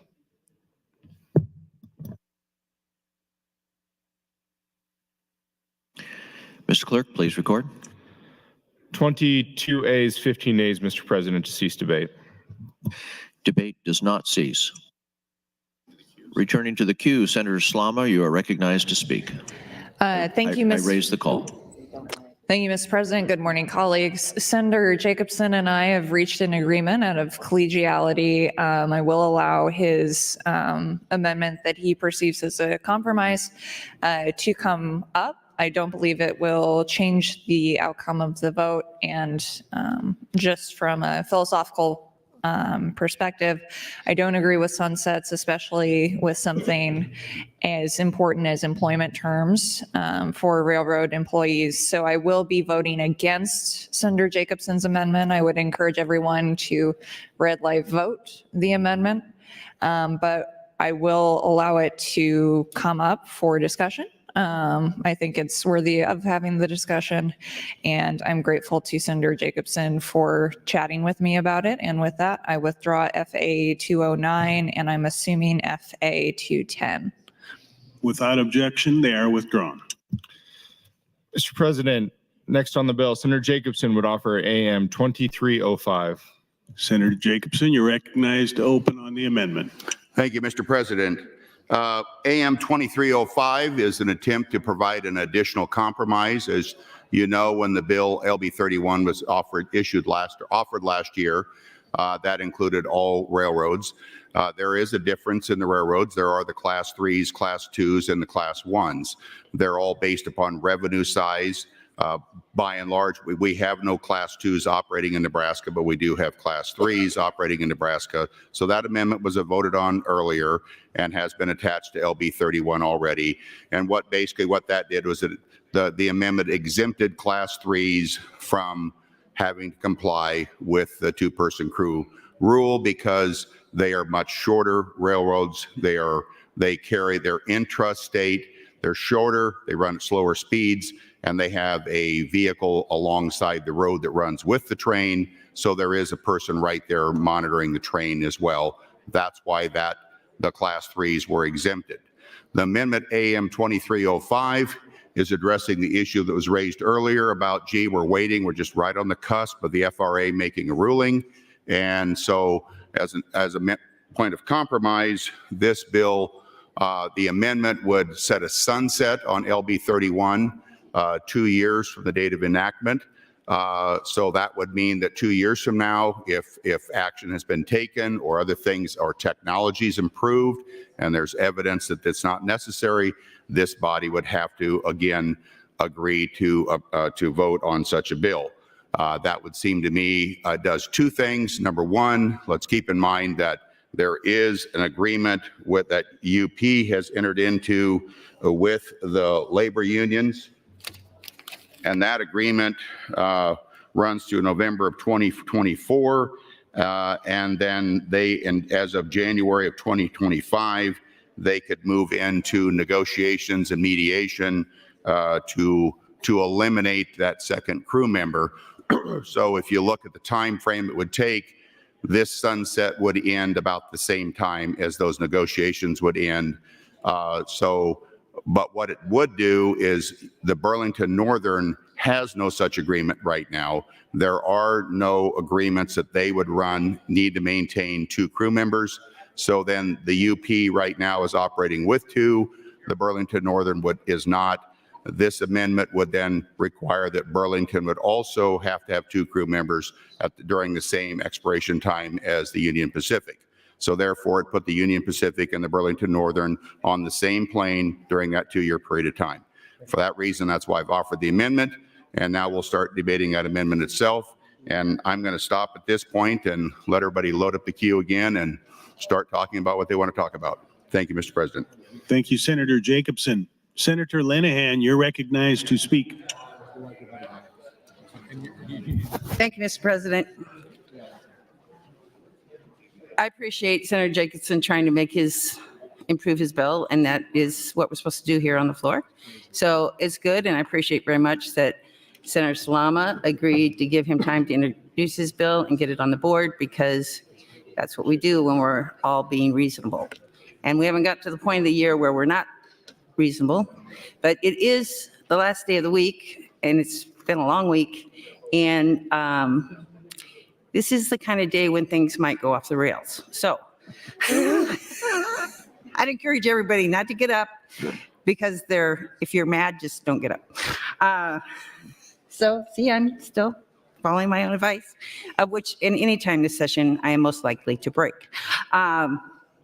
So again, the reason I don't support this is because private industry, not in the case, and I am not, I know this will shock a lot of people, I actually support unions. If you look back, I'll use the teachers union. Now, do I agree with them? Hardly ever. Mostly I'm angry with them. But should they have a union? Yes. Because when I was a kid, so very long ago, in the 60s, almost all our teachers were women, except for the coach, who was a history teacher, and the superintendent. That was 50 years ago. And if you think about that, 90% of the workforce at that time, if not higher, is female, but all the management's male. All the school board members are male. And it was a time, and I'm lucky enough, we had a great superintendent, Glenn Heidemann. He came when I was probably in the fifth grade, maybe. He went to our church. Every kid in that school was scared to death of him, and he never raised his voice. But he would also tell you, or he didn't tell me, he told my younger brother who still lives in Beatrice, and so does Glenn Heinemann, that when they sat down with the school board in those days, they looked at how much money people needed to make to support their families. And guess what? If a woman was married to a husband who had a pretty good living, she didn't make as much as the coach and the history teacher, because he was a man and he had to support family. So should there be a teachers union? There most definitely should be. And should unions work to make sure that people are being treated fairly? They most certainly should. But in this situation, we are not dealing, I actually was at the dinner last night, the chamber dinner, and I went by UP's table, and they had their execs there, and there was only one male. So times have changed for much, much the better, and much as that is due to unions' work. But This particular union, just like the teachers union, has come a long way. I mean, if you read the history of railroads, when you got hurt on a railroad in the early 1900s, there was no workers' comp. You were just out of luck. But we're not there, and thank goodness. We've improved, unions have improved workers' rights, pay, health care, families' lives. They serve a very important service in our country. But they can also break companies. Detroit used to be this marvelous, shining city on the hill. And they built cars that Americans love to have. But then the unions, they got too successful. And almost broke the car companies. And look at Detroit today. So I don't know about other members, I can't speak for them, but I think we all understand we need unions. We just need to only interfere if they're not taking care of themselves. And I think the railroad union does a pretty good job of taking care of their employees, and good for them. Thank you, Mr. President. Thank you, Senator Linehan. Senator Kauth, you're recognized to speak. Thank you, Mr. President. I'd like to say something for people who are watching this. Sometimes we come rushing over to the microphone from far away.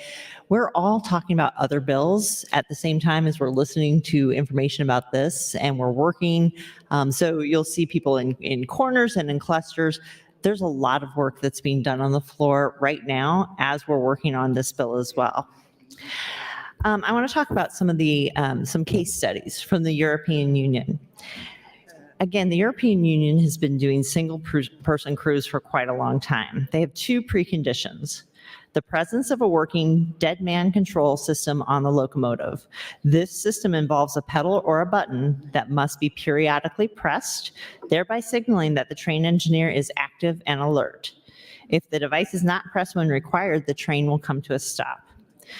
And the second condition is the locomotive is equipped with working automatic train control and automatic train protection, which is similar to CTC in the US. This enables dispatchers to remotely operate signals and switches to ensure trains do not make conflicting movements. If you've ever been down to Union Pacific to see their museum, they have got so much history in there, showing how all of this stuff is controlled from far, far away. As noted above, single-person crews in Europe operated in a somewhat different operating environment from North America. Specifically, the population density and network density and train density on the network is higher in most EU countries than for much of North America outside of urban centers.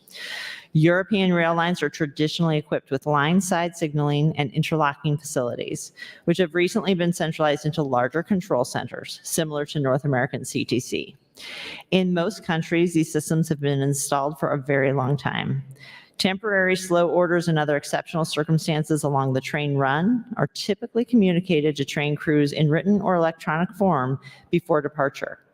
Their transmission via radio is possible, but confined to exceptional situations such as line-to-line signal failures. Dark territory and operating regimes in which safety depends on radio communication and or track warrants exchanged between the train crew and a central dispatcher are limited to low density lines with low speeds and limited traffic.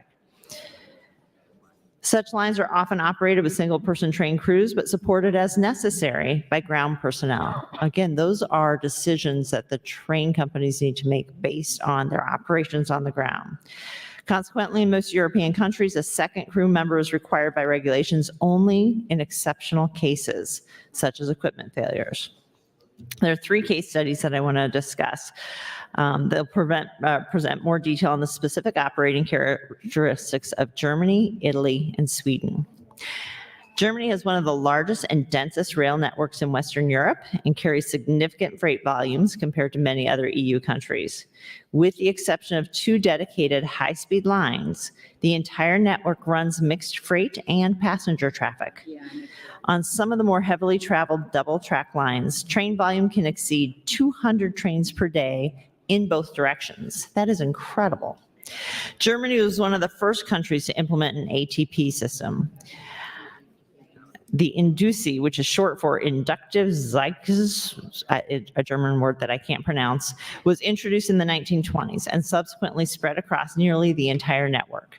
It is based on trackside magnets that emit various frequencies, which stand for stopping signal, proceed with limited signal, and a warning to expect a stopping or speed limiting signal. While the line side equipment has remained largely unchanged. 1 minute. Thank you, Mr. President.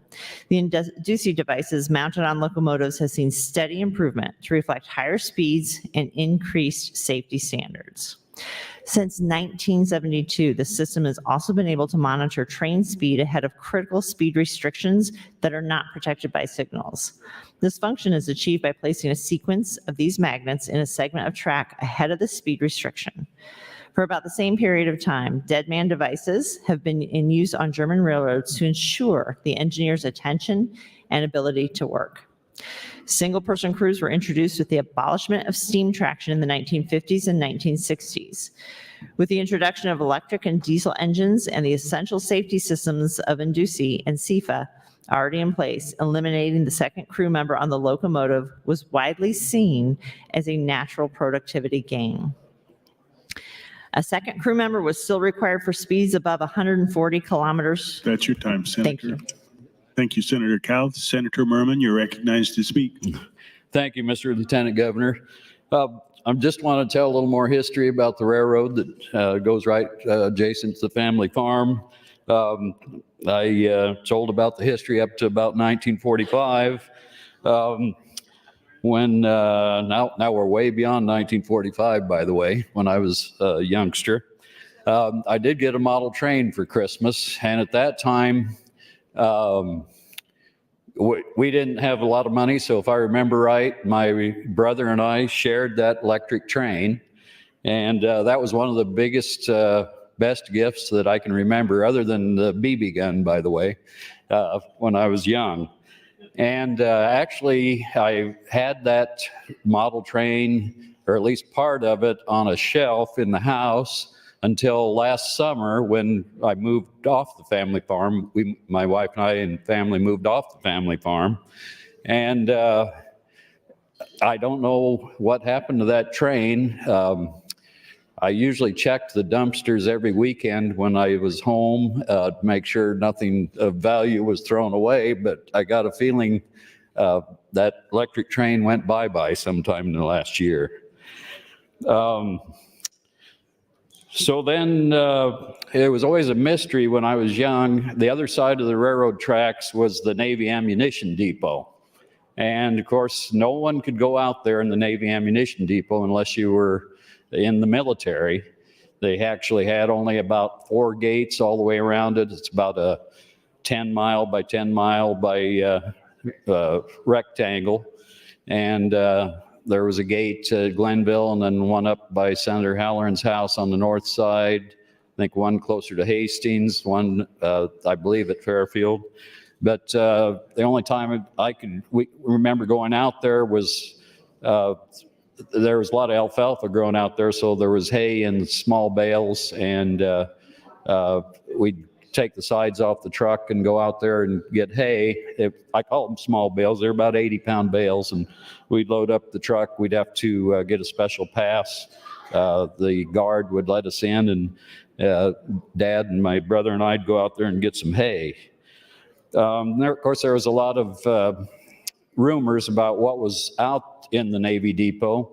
There was rumors, I don't know if this is true or not, that there were packs of wild dogs out there, so it was kind of dangerous to be out there.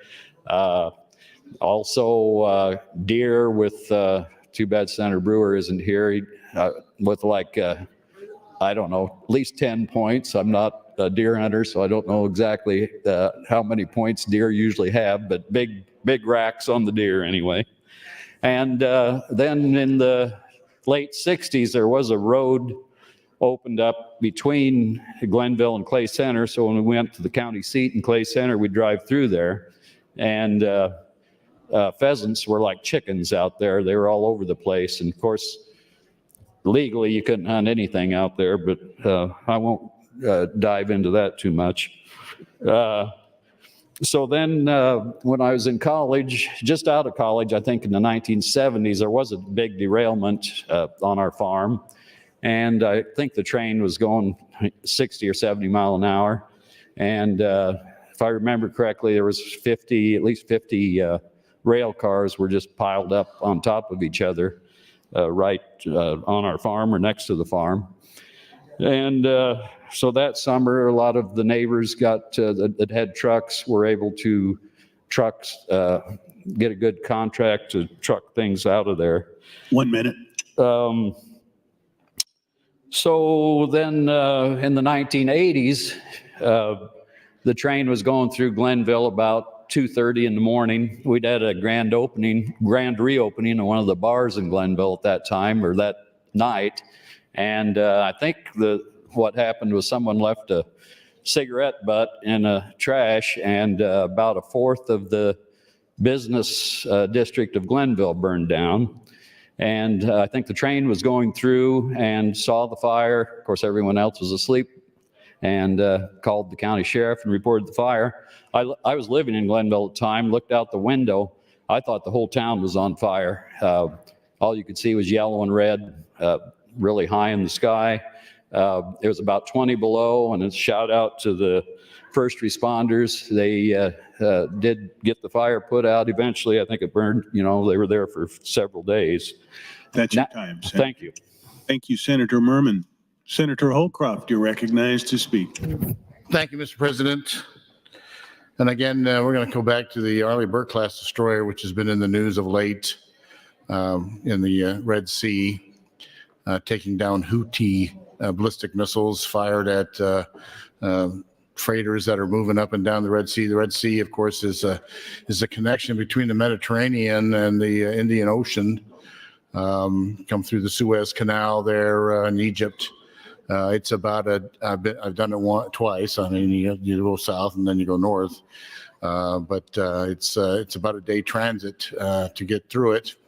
It is one of the most populous waterways in the nation. I mean, if you can't go through the Suez Canal between the Indian Ocean and the Mediterranean, you got to go all the way around the south of Africa to get to the Mediterranean, essentially. So it's a critical waterway, and the United States Navy prides itself on the, let's not use the word police, but the global presence to make sure that we have freedom of the seas. And in fact, we conduct freedom of the sea exercises often to ensure that no one is claiming excessive territorial waters, and that the straits that connect our country's commerce is kept open. But back to the Arleigh Burke-class destroyer, we were talking about the Aegis weapon system, Aegis being the mythical shield of Zeus. The main mission of the Arleigh Burke-class destroyer initially was to protect the carrier from air attack, from subsurface attack, from surface attack. Very capable of doing that, but it is of late taken on more missions. An interesting mission that has been developed for it is this ability to shoot down satellites and intercontinental ballistic missiles. Back in 2008, the National Reconnaissance Office launched a satellite that kind of went out of control, and they didn't know where it was going to come down. They were concerned about it. So it took some months of planning. This is not something they did on the spur of the moment, but that satellite was shot down by the USS Lake Erie, Lake Erie is actually a cruiser, but it has the same weapon system as the Arleigh Burke-class destroyer. I would talk about the Ticonderoga class cruisers, except they're going out. The Navy's decided to phase them out and to be replaced essentially by the Arleigh Burke-class destroyer. It essentially has the same capability. The cruiser's a little bit bigger. It can carry more weapons, but the Arleigh Burke-class destroyer has the same technology.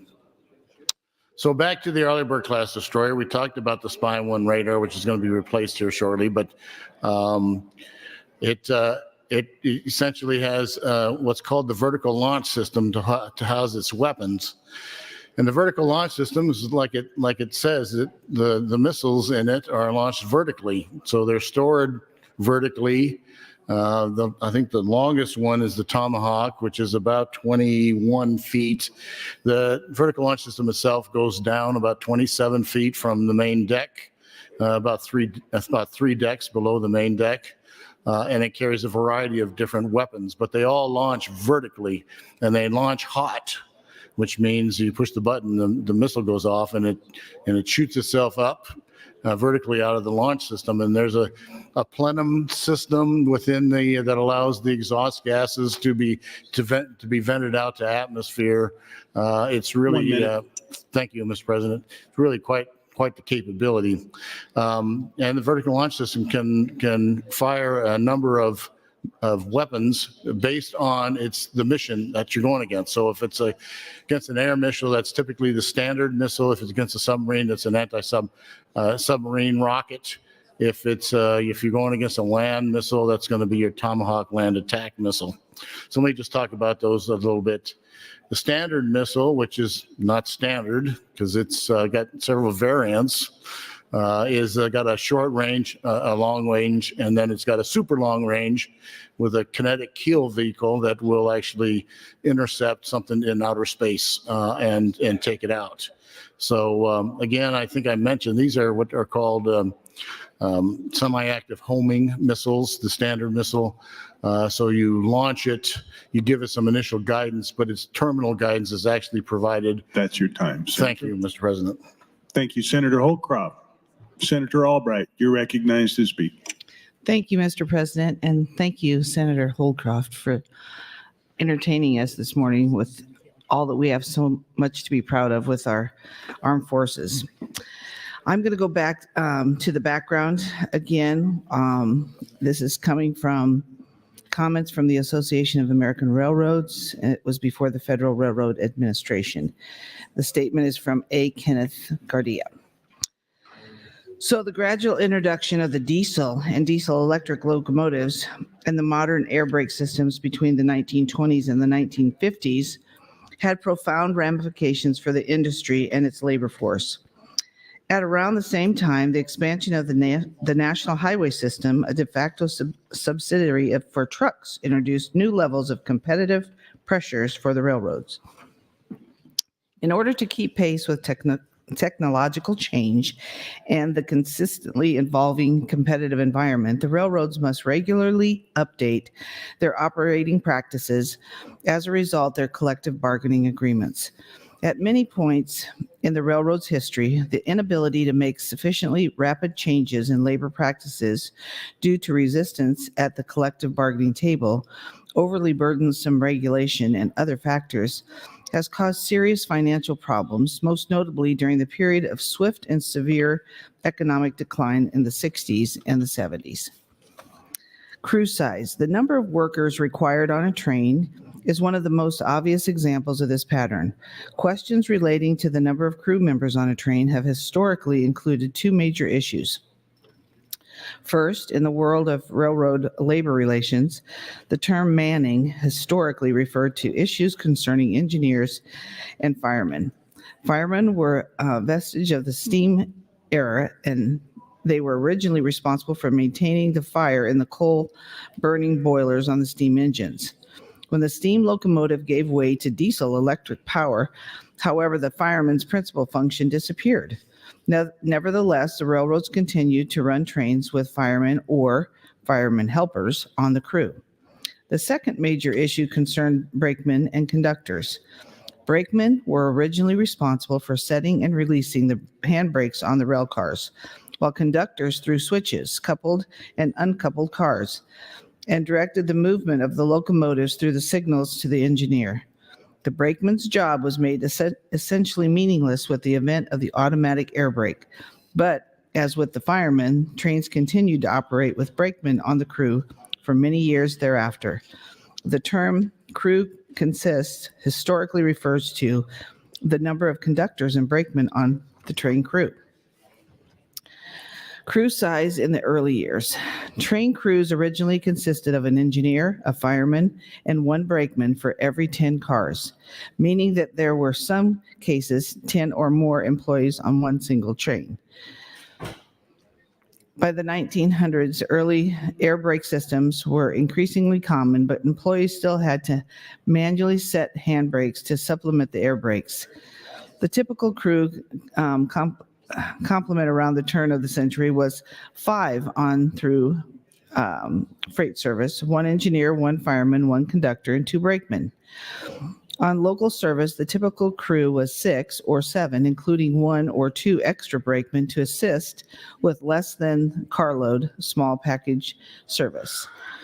From the very onset, the unions that represented these employees consistently argued that every member of the crew was necessary for safety reasons and sought to require railroads to maintain or increase crew size 1 minute.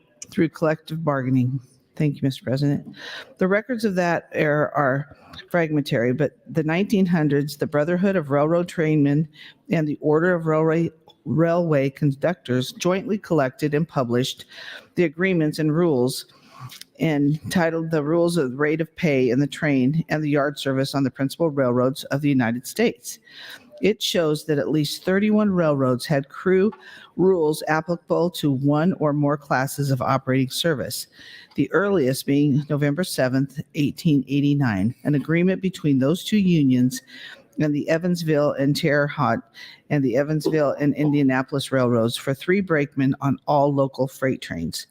By the 1910, most of the railroads had crew consistent agreements, particularly governing local freight service requiring up to 4 brakemen.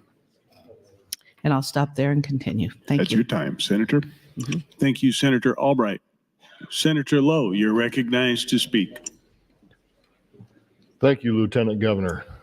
This has been a great 3 days for the Nebraska Legislature, I believe. We've talked calmly and quietly, and we've discussed things, whether it's about the trains or it's about ships or about other things. And I'm glad to see AM 2305 by Senator Jacobson come up on the board. Senator Jacobson, if we get there, I'll probably vote for that amendment for you. To put it on the bill. I still struggle with LB 31, but if it goes through, I'd like a sunset on it. I've had a great couple of days talking with engineers and conductors. I talked with Pat this morning, and we had a good dialogue on how important it is. And he brought up a friend of mine that was killed by a train, Francine.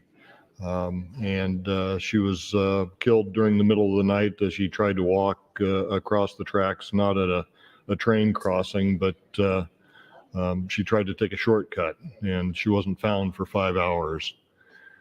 I talked with Amanda last night during the Nebraska-Wisconsin basketball game, and we had a great conversation, and she was twisting my arm a bit and yet saving me from other people who were wanting to talk to me. So I've had a great day speaking with the people from the railroad. They're wonderful people. They really are. And I still salute that train as it goes by every day because of what you do bring into our communities and into our state and take out of our state so it can be sold to countries around the world, the crops and the grain and everything. So thank you very much for what you do, and thank you for what you do for Nebraska.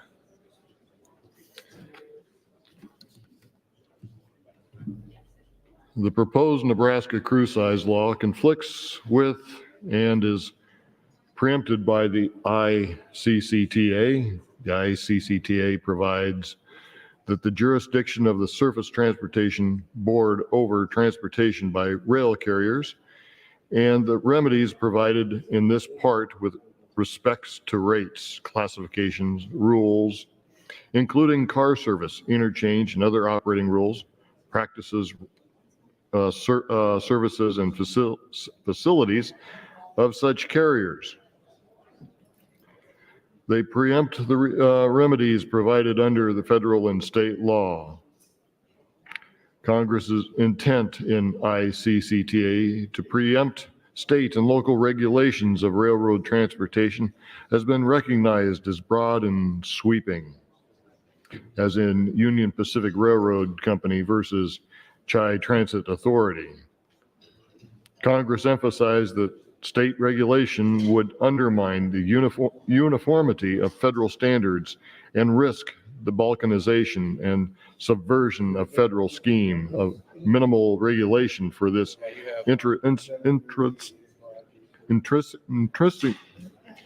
it's easy for me to say, intrinsically interstate form of transportation.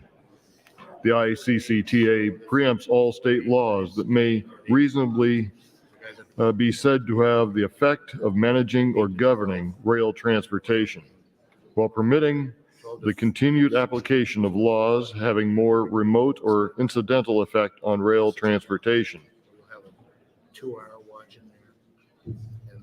State and local statutes are 1 minute. Thank you, Lieutenant Governor. Or regulations are preempted categorically if they have the effect of managing or governing rail transportation. Even states' laws that are not categorically preempted may still be impermissible if, as applied, they would have the effect of unreasonably burdening or interfering with rail transportation. The proposed Nebraska crew size law conflicts with this preemptive ICCTA because it will manage and govern all rail transportation. If enforced, it would forbid freight railroads in Nebraska from operating with a single crew member. Thank you, Lieutenant Governor. Thank you, Senator Lowe. Senator Jacobson, you're recognized to speak. Thank you, Mr. President. And thank you, Senator Lowe, for your comments. I want to kind of double back again, as I promised from the beginning. I stated the case as to why this is necessary. And let me just refresh everyone again. This is a rule that's in place today. Railroads are highly profitable with this rule in place today. Not going broke anytime soon. I always look at the fact that people talk about the railroad and what is the railroad? Is it the tracks? Is it the locomotives? Is it the car? Is it the ownership? Or is it thousands of people that are employed to be there to run these trains every day? Through holidays, through snowstorms, to move the freight. And the people that work in the yard in all kinds of conditions to make certain that they can get these cars in condition to run down the track safely. The engineers and conductors that sit in a sterile cabin for 12 hours, and during this last storm, up to 30 hours because they couldn't get crews to replace them. That's commitment. Are they well compensated? Yes, I believe they are. I think UP and Burlington have paid very well. Do they have strict standards? You bet they do. I wouldn't trade my job for theirs, no matter what I'm doing, because I look at the fact that the sacrifices they make with their families, where they're on call almost constantly, miss weddings, miss holidays, miss birthdays, miss anniversaries, because they need to be on call for that job. The railroad workers also are not allowed to strike. So that's why in this last labor dispute, the federal government ordered them back to work. The Railway Administration is the regulator. They regulate the safety. But I can tell you that when it comes to issues of state laws, many of you may remember that we used to have a helmet law. So if you're going to ride a motorcycle across the state of Nebraska, you had to wear a helmet. We changed that law. For people that were coming from other parts of the country going up to South Dakota, and they bypassed Nebraska because we didn't allow them to come down our interstates with a helmet on. Nobody had a problem with that.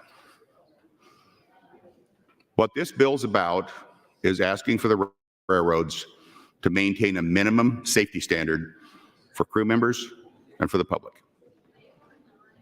Let me tell you a little bit about the issues that are still out there. Many of you remember the train derailment that occurred a year ago this month in Gothenburg. It may surprise you to know that there still has been no official report issued by the railroad explaining what caused that collision. We hear about technology. Well, shouldn't that technology tell us immediately what happened? Shouldn't we already know it was a brake failure, it was a broken wheel? We don't know. A year has passed. Still no answer. Still no answer. I told you before that hot bearings are a big part of the derailment problems. Along with hot bearings are flat wheels, okay? What's a flat wheel? Well, as in, they're obviously made out of steel. They can't be like a flat tire, can they? 1 minute. They get a flat spot in them. What causes the flat spots? That usually comes from braking or from brakes accidentally engaging, stops the wheel, grinds on the track, creates a flat spot. Imagine taking a 300-car train using positive train control to stop it if there's an emergency. Can you imagine the pileup you'd have? Can you imagine all the flat wheels you'd have as a result of that? That's why you have crew members feathering that back. So I'll get back on the mic again, but again, I think there have been compromises offered. I would encourage your positive vote on AM 2305 and on LB 31. Thank you, Mr. President. Thank you, Senator Jacobson. Senator Linehan, you're recognized to speak. Thank you, Mr. President. I'm going to actually give, not actually, why wouldn't I? Senator Jacobson a lot of credit for working so hard on this bill, because I don't know his district that well, but I know it a little bit. I know that he's worked really hard to help his community. I know that part of Union Pacific and many companies for the last couple of decades, probably especially since 2009 in the recession, they've tried to do more with fewer people. And it's hit North Platte particularly hard, more difficult than, it's a community that's built around the railroad. And so he is doing his job here, helping his community.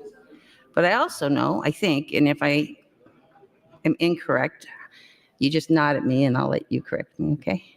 I think part of the inland port, part of the problem they had in North Platte with getting the sustainable beef up in the inland port was they needed a rail spur.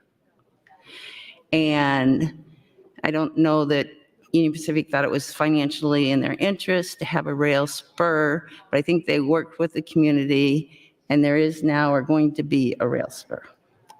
So I say that in the fact that, like everything we do here, well, I know we do some things that are easy, but that's usually a consent bill or speaker's priority. Almost everything that we spend any time on is complicated, emotional, and difficult.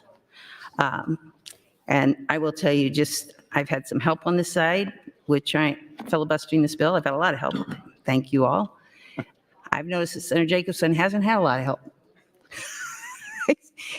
So if I'm getting worn down from getting up maybe once to his 2 or 3 times, I think I just want to acknowledge how hard you worked on this and what a great job you've done. I'm getting hungry. It must be time. Yes, we're almost close. We'll be out of here, and it's the last day of the week, thank goodness. And mostly what's on my mind is I can get through next week, and then we have 4 days, which we will all need. So with that, I'll yield the rest of my time. Thank you. Thank you, Senator Linehan. Senator Kauth, you're recognized to speak. Thank you, Mr. President. We're going to go back and talk more about European cars. We were on Germany. In Germany, a second crew member was still required for speeds above 87 miles per hour, but by the end of the 1980s, a new generation of the devices had been introduced that could automatically adjust for high-speed braking on curves. Following this modification and after field testing, the requirement of having a second crew member for speeds above 87 miles per hour was abandoned with the third revision of the EBO in 1991. As a result of this development, a second crew member in Germany is required only in exceptional circumstances. In case of the failure of the dead man device, train speed is limited to 31 miles per hour unless a second crew member is present in the cabin. The second crew member needs to be able to stop the train in case of the inability of the engineer to work, and call for help over the radio. To perform these tasks, the second crew member does not need to be a qualified engineer. This task can be performed by other employees such as conductors, switchers, or car inspectors. So they have some guidelines for it, and they've done the research and put those small changes in place. There are no limitations in Germany on freight train size, train weight, or carriage of hazardous materials when trains are operated by single-person crews. In passenger service, single-person operations of trains is widespread on regional low-density lines, on suburban networks, and more recently on bigger regional trains. In some of these cases, there may be a second employee on board the train who's not trained in operations and who only performs commercial tasks, such as ticket inspection. The next country in this study was Sweden. Sweden's rail system is in some respects more similar to North American freight rail operations than those of other European countries. Specifically, train densities are lower than in Central and Western Europe. There's a higher proportion of single track lines, and climate conditions are similar to the north and central portions of the US and Canada. In addition, lines in northern Sweden are in remote areas with no road access for long stretches of the network. The entire Swedish rail network operates mixed passenger and freight services, although passenger train density in the upper north is low by European standards, only 2 to 4 trains per day in each direction. All passenger and freight trains in Sweden operate with single-person crews. The Swedish ATC-ATP system uses trackside bases to transmit signaling information to onboard devices mounted on locomotive and multiple units. It was rolled out originally in 1979. In addition to this, all locomotives are equipped with a dead man device. In Sweden, there are no limitations on train size, train weight, or carriage of hazardous materials when trains are operated by single-person crews. In addition, there's extensive use of remote-controlled locomotives, both for switching as well as for line haul. Single crew operation notably also extends to iron ore trains operated by the mining company LKAB in northern Sweden, which run from mines in remote areas to ports and steelworks on the coast. These trains are over 9,500 US tons with 264,000 pound carload limits. Now I want to talk about Italy. In Italy, they only recently made the transition from 2-person to 1-person crews. Similar to other European countries, most of the network is electrified and has mixed passenger and freight operations. A few recently built high-speed lines are the exception to this rule. 1 minute. Thank you, Mr. President. Until recently, Italy did not have an ATC-ATP system covering the most important lines on the network. There's a cab signaling system similar to the American Pulse Code cab signaling in place, which only covered high speed and some of the more important main lines. It systematically excluded bigger stations and many passing tracks. Also, there were no dead man devices mounted on locomotives. Starting in 2003, a new state-of-the-art ATC system was introduced and installed on the entire core network, as well as parts of the secondary network.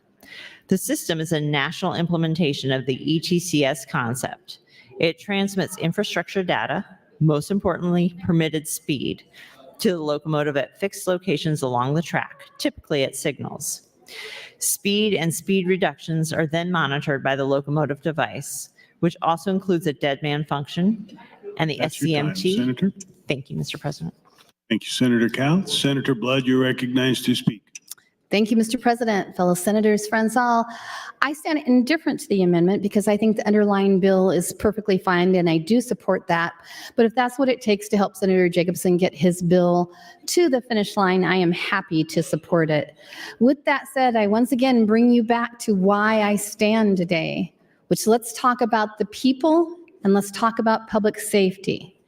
Because we certainly have talked about those who are making profits. You know, yesterday in a hearing, we were given some information on Kratom. And one of the first questions I always hear when people talk about research is, who paid for that research? You know, they might tell you that a glass of milk will make you live 10 years longer than somebody who doesn't drink a glass of milk when you turn on the morning news. And then the first thing I do is I'll Google it. And it's like, who paid for this study? And it would probably be the American Milk Association. We stand and talk about a lot of things and put a lot of data out without really looking about who paid for that data. Here's what I know to be fact. The workers, I don't know if they're still up there because I can't see, their job, their only job, and they will tell you this, is to enable the safe, reliable, and efficient movement of people and goods in the United States. Not in Germany, not in Italy, not in Sweden. I'm pretty sure I live in America, but maybe something's changed. What you may not remember is that we were really close to having a crisis here in America. Do you remember the potential rail strike we had or could have had? It would have devastated our economy. I don't think you understand how important rail workers are to our economy, just by the way, as our truck drivers. If they had gone on a full strike, 765,000 Americans would have been put out of work the first 2 weeks of that strike. And I don't know if you remember this, but they were considered essential workers. And I encourage you to talk to them about some of the stories from that time, because they lost a lot of coworkers during that time. Some were sent home for quarantine, and they lost thousands in compensation because they had no paid sick time. You talk about how great they're paid and the benefits. I think you're overestimating what they get. And when they are in these trains, these very long and dangerous trains, by the way, and I would like to put out there that my mom was actually hit by a train in the 70s at a railroad track that had no crossing guard, that had no lights, that had not been maintained by the railroad, and did not use their horn at the track. And so my mom and her Opel got to meet a train. And she had nightmares for years because it was a horrendous accident. So I talk from a lot of different views here when I talk about the railroads. But for me, my passion's for the workers. You can say they get good pay and good benefits, but would you work those hours? Would you be on call like that all the time for the amount of pay that they get? It's a dangerous job. And we've become a legislative body who forgets to listen to the experts. We're so busy passing legislation that makes us look like a nanny government and participating in government overreach to listen to the minority voices, the loud minority voices and special interests, that we forget to listen to the actual people that these bills affect. This is about the worker, the working man. 1 minute. And real quickly to Senator Mosier, both my uncle and my grandpa worked at that munitions depot. And I don't know if you knew this, Senator Halloran may know this, but we got a 40% increase in Hastings during that time. And you could make a whole 74 cents an hour on the munitions depot, where in town you only got paid like 40 cents an hour, according to my Uncle Russell. And they made bombs, mines, rockets, 40 millimeter shells, and 16-inch projectiles, and it was the largest World War II naval munitions plant in the United States during that time. So I just thought I'd close up what Senator Merman said about the munitions depot, because we have a family history there. Thank you, Mr. President. Thank you, Senator Blood.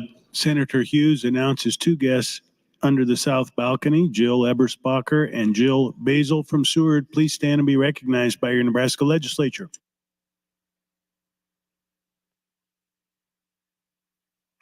Senator Holcroft, you're recognized to speak. Thank you, Mr. President. And again, I rise in support of AM 2305, but opposed to LB 31.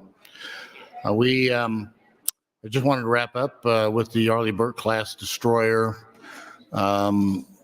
We've talked at great length about the anti-air defense capability it was really designed for, but it also has an excellent anti-submarine warfare capability. It's more of a challenge for surface ships, anti-submarine. The best way to defeat an enemy submarine is with a friendly submarine, and we have the best in the world as far as U.S. Navy submarines go, second to none by far. And so that's really the best way to take out an enemy submarine. But if that doesn't work, then the next best thing is really your P-8 Poseidon maritime patrol aircraft, which is shore-based. So it flies out from shore. It has thousands of miles capability, and it can drop a torpedo or some sonobuoys and localize enemy submarines.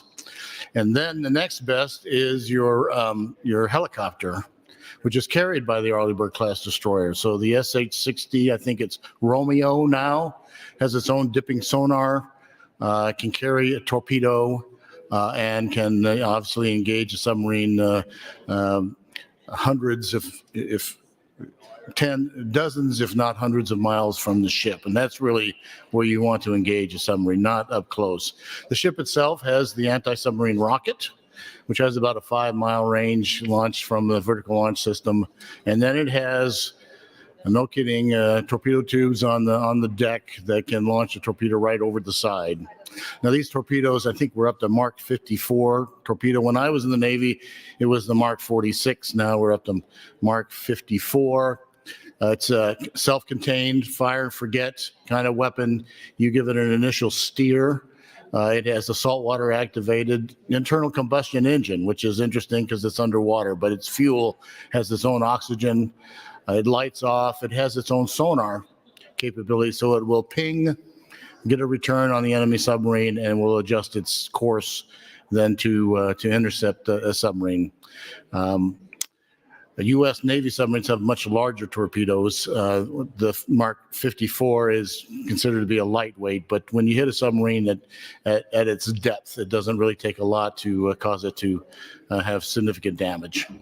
So that's the ship itself has a hull-mounted sonar, bow-mounted, very large, powerful sonar that it can actively ping and get a return and locate a submarine. But probably its best sensor is a towed array. So this is an array of hydrophones that you tow on a cable behind the ship. I mean, thousands of yards behind the ship to get it away from the ship noise, and you try to listen for the submarine. And depending on the type of submarine, it can be very quiet, or it can put off some noise that you can home in on. So that's essentially the submarine, the anti-submarine capability of the Arleigh Burke class destroyer. Let me just kind of wrap up with manning, what kind of people we have on these ships. It has a crew of about 350. About 40 of those are officers. The rest are enlisted men. It has the women at sea mods. Back in my day, my destroyer did not have women at sea mods, so I had a crew of all men. But today we have quite a mix. I mean, we're able to accommodate both men and women, and both serve equally well aboard these ships. 1 minute. Thank you, Mr. President.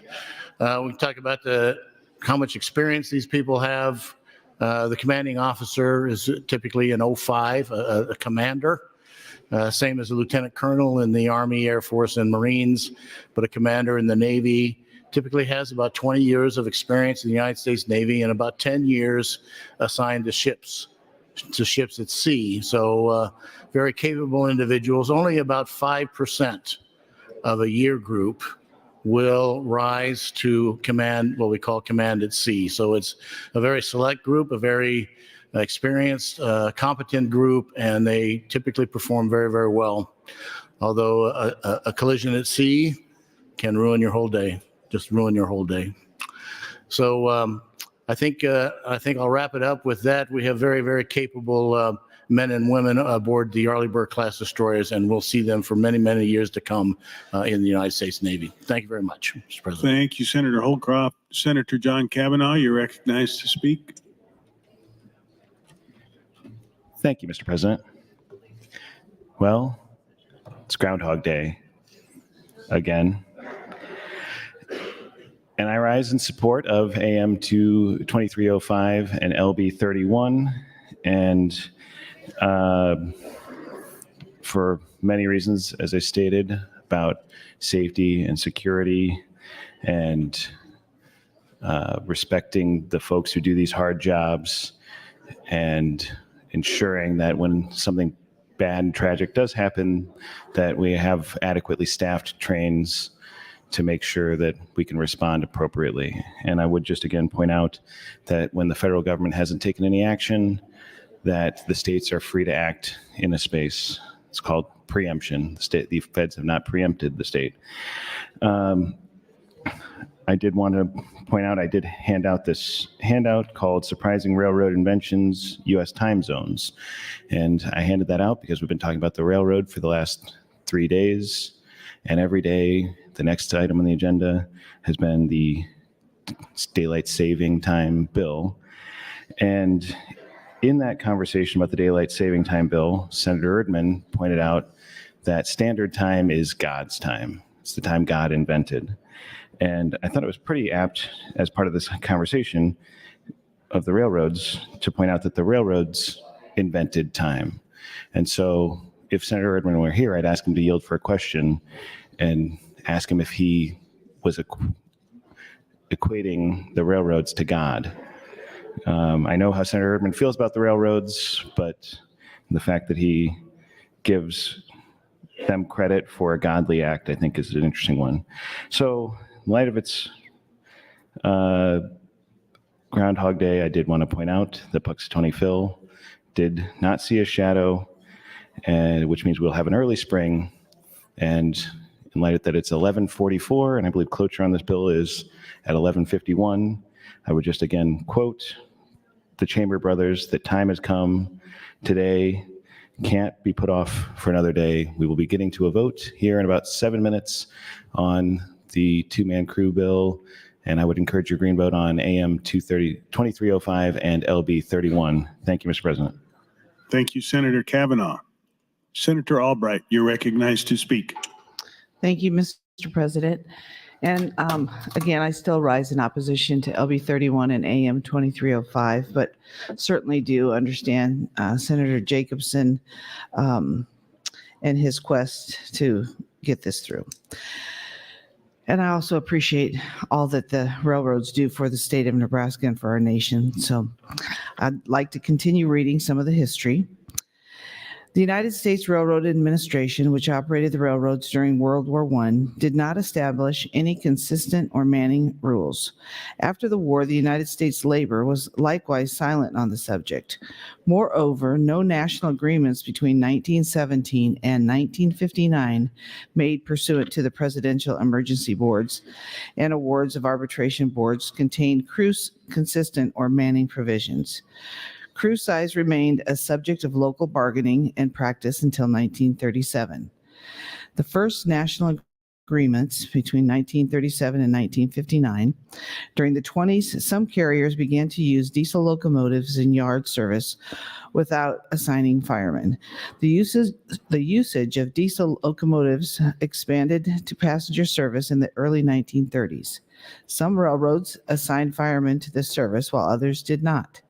October of 1936, the Brotherhood of Locomotive Firemen and Engine Men proposed adoption of a national rule providing that firemen be assigned to all types of locomotives in all classes of service.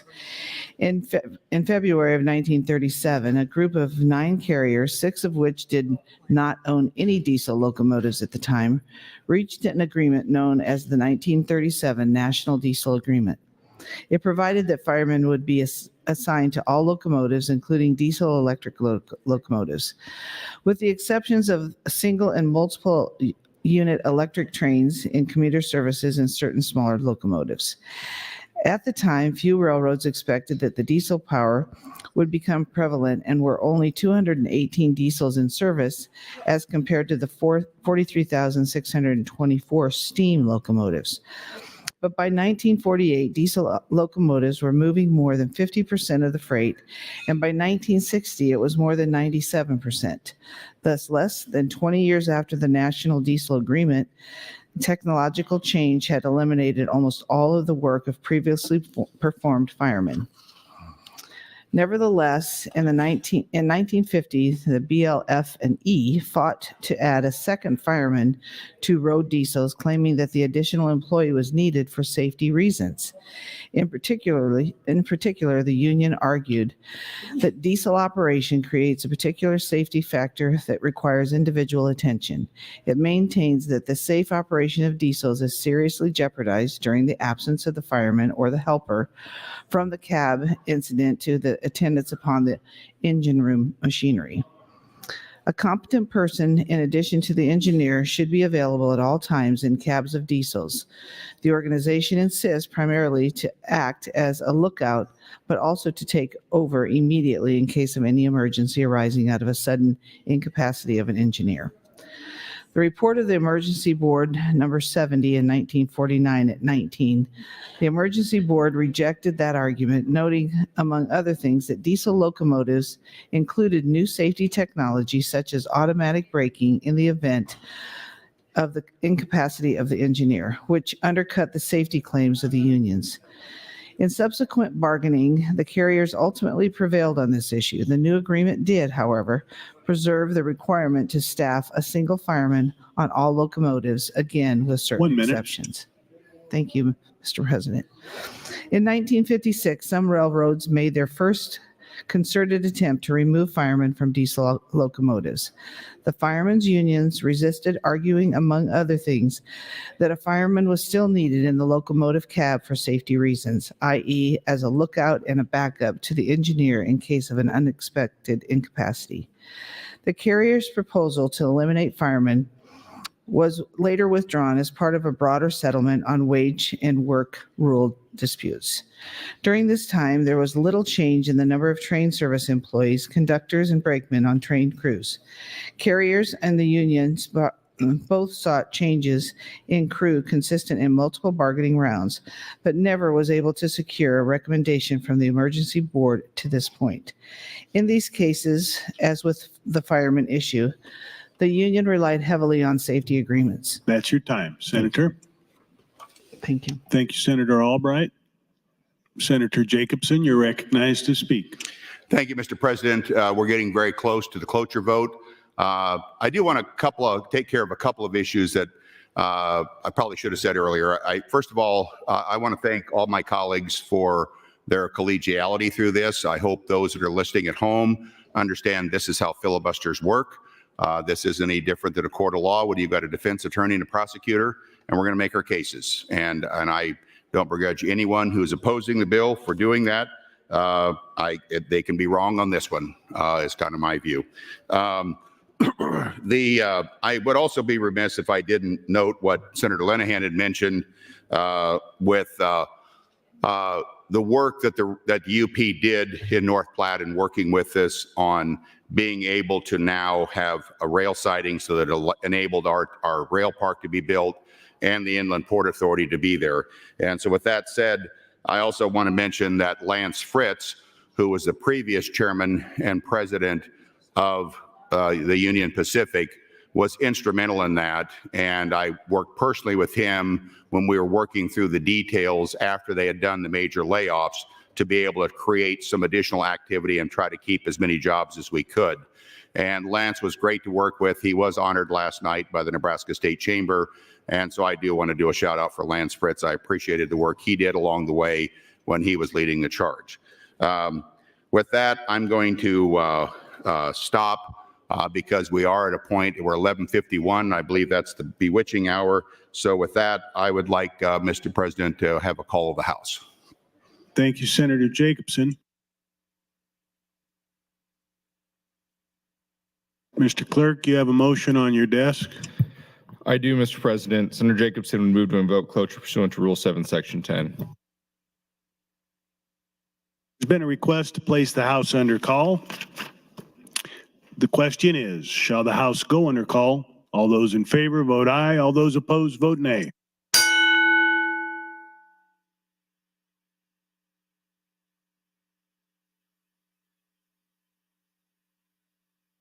Record, Mr. Clerk.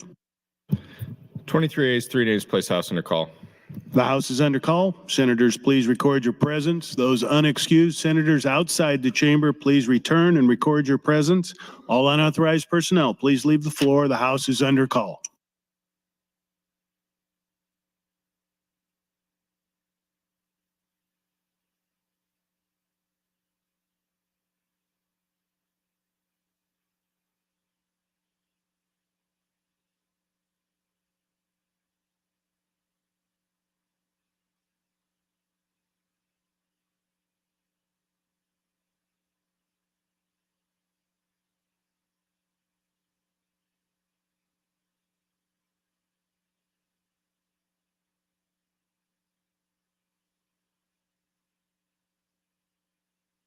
Senators Day, Wishart, Dover, Hughes, please return to the chamber and record your presence.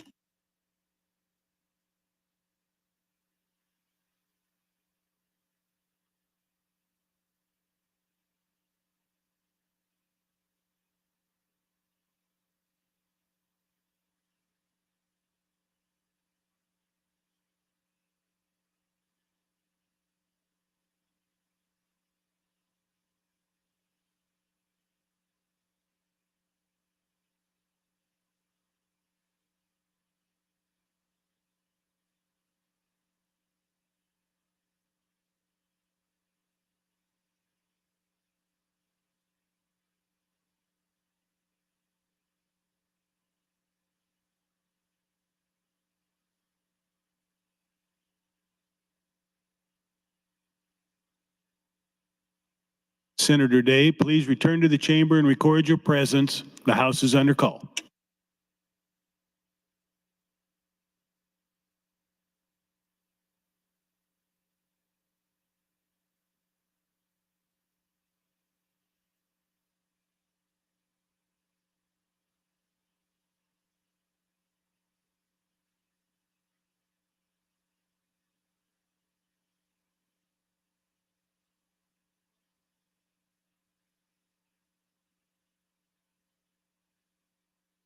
All unexcused members are present. The vote is on the motion to invoke cloture. There's been a request for a roll call vote. Mr. Clerk. Senator Aguilar. Voting yes. Senator Albright.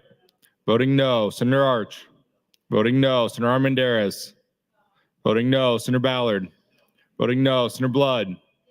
Voting yes. Senator Boston. Voting no. Senator Bostar. Voting yes. Senator Bostelman. Voting yes. Senator Brandt.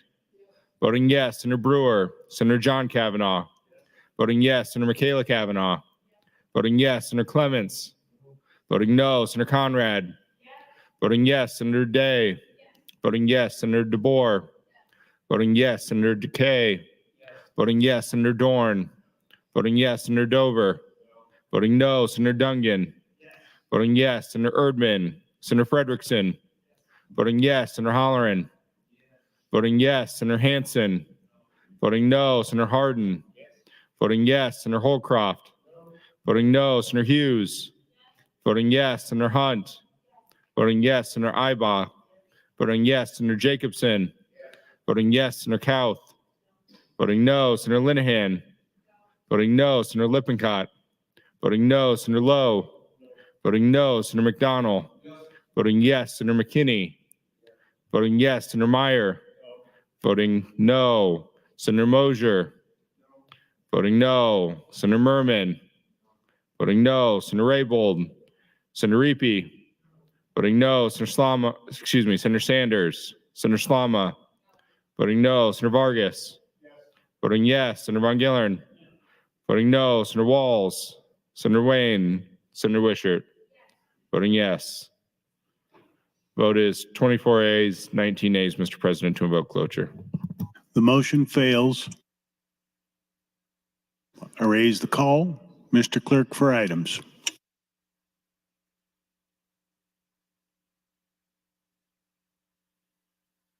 Mr. President, some items. Your Committee on Enrollment Review reports Legislative Bill 16, 51, 78, 140, 140A, 146, 247, 252, 299, 308, 600, 664, as correctly engrossed and placed on final reading.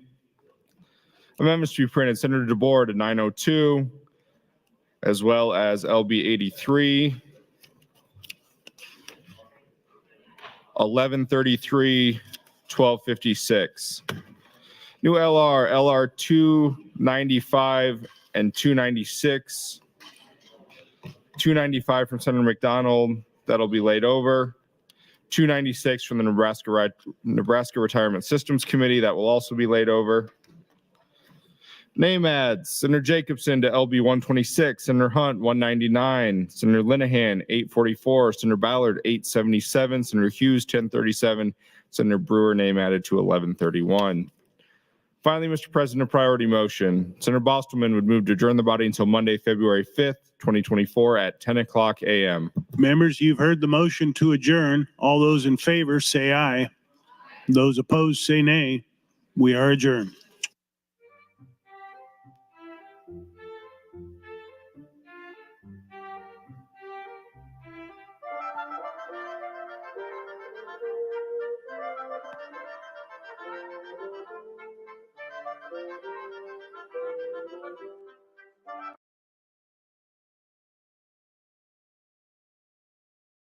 Monday, February 5th, 2024 at 10 o'clock a.m. Members, you've heard the motion.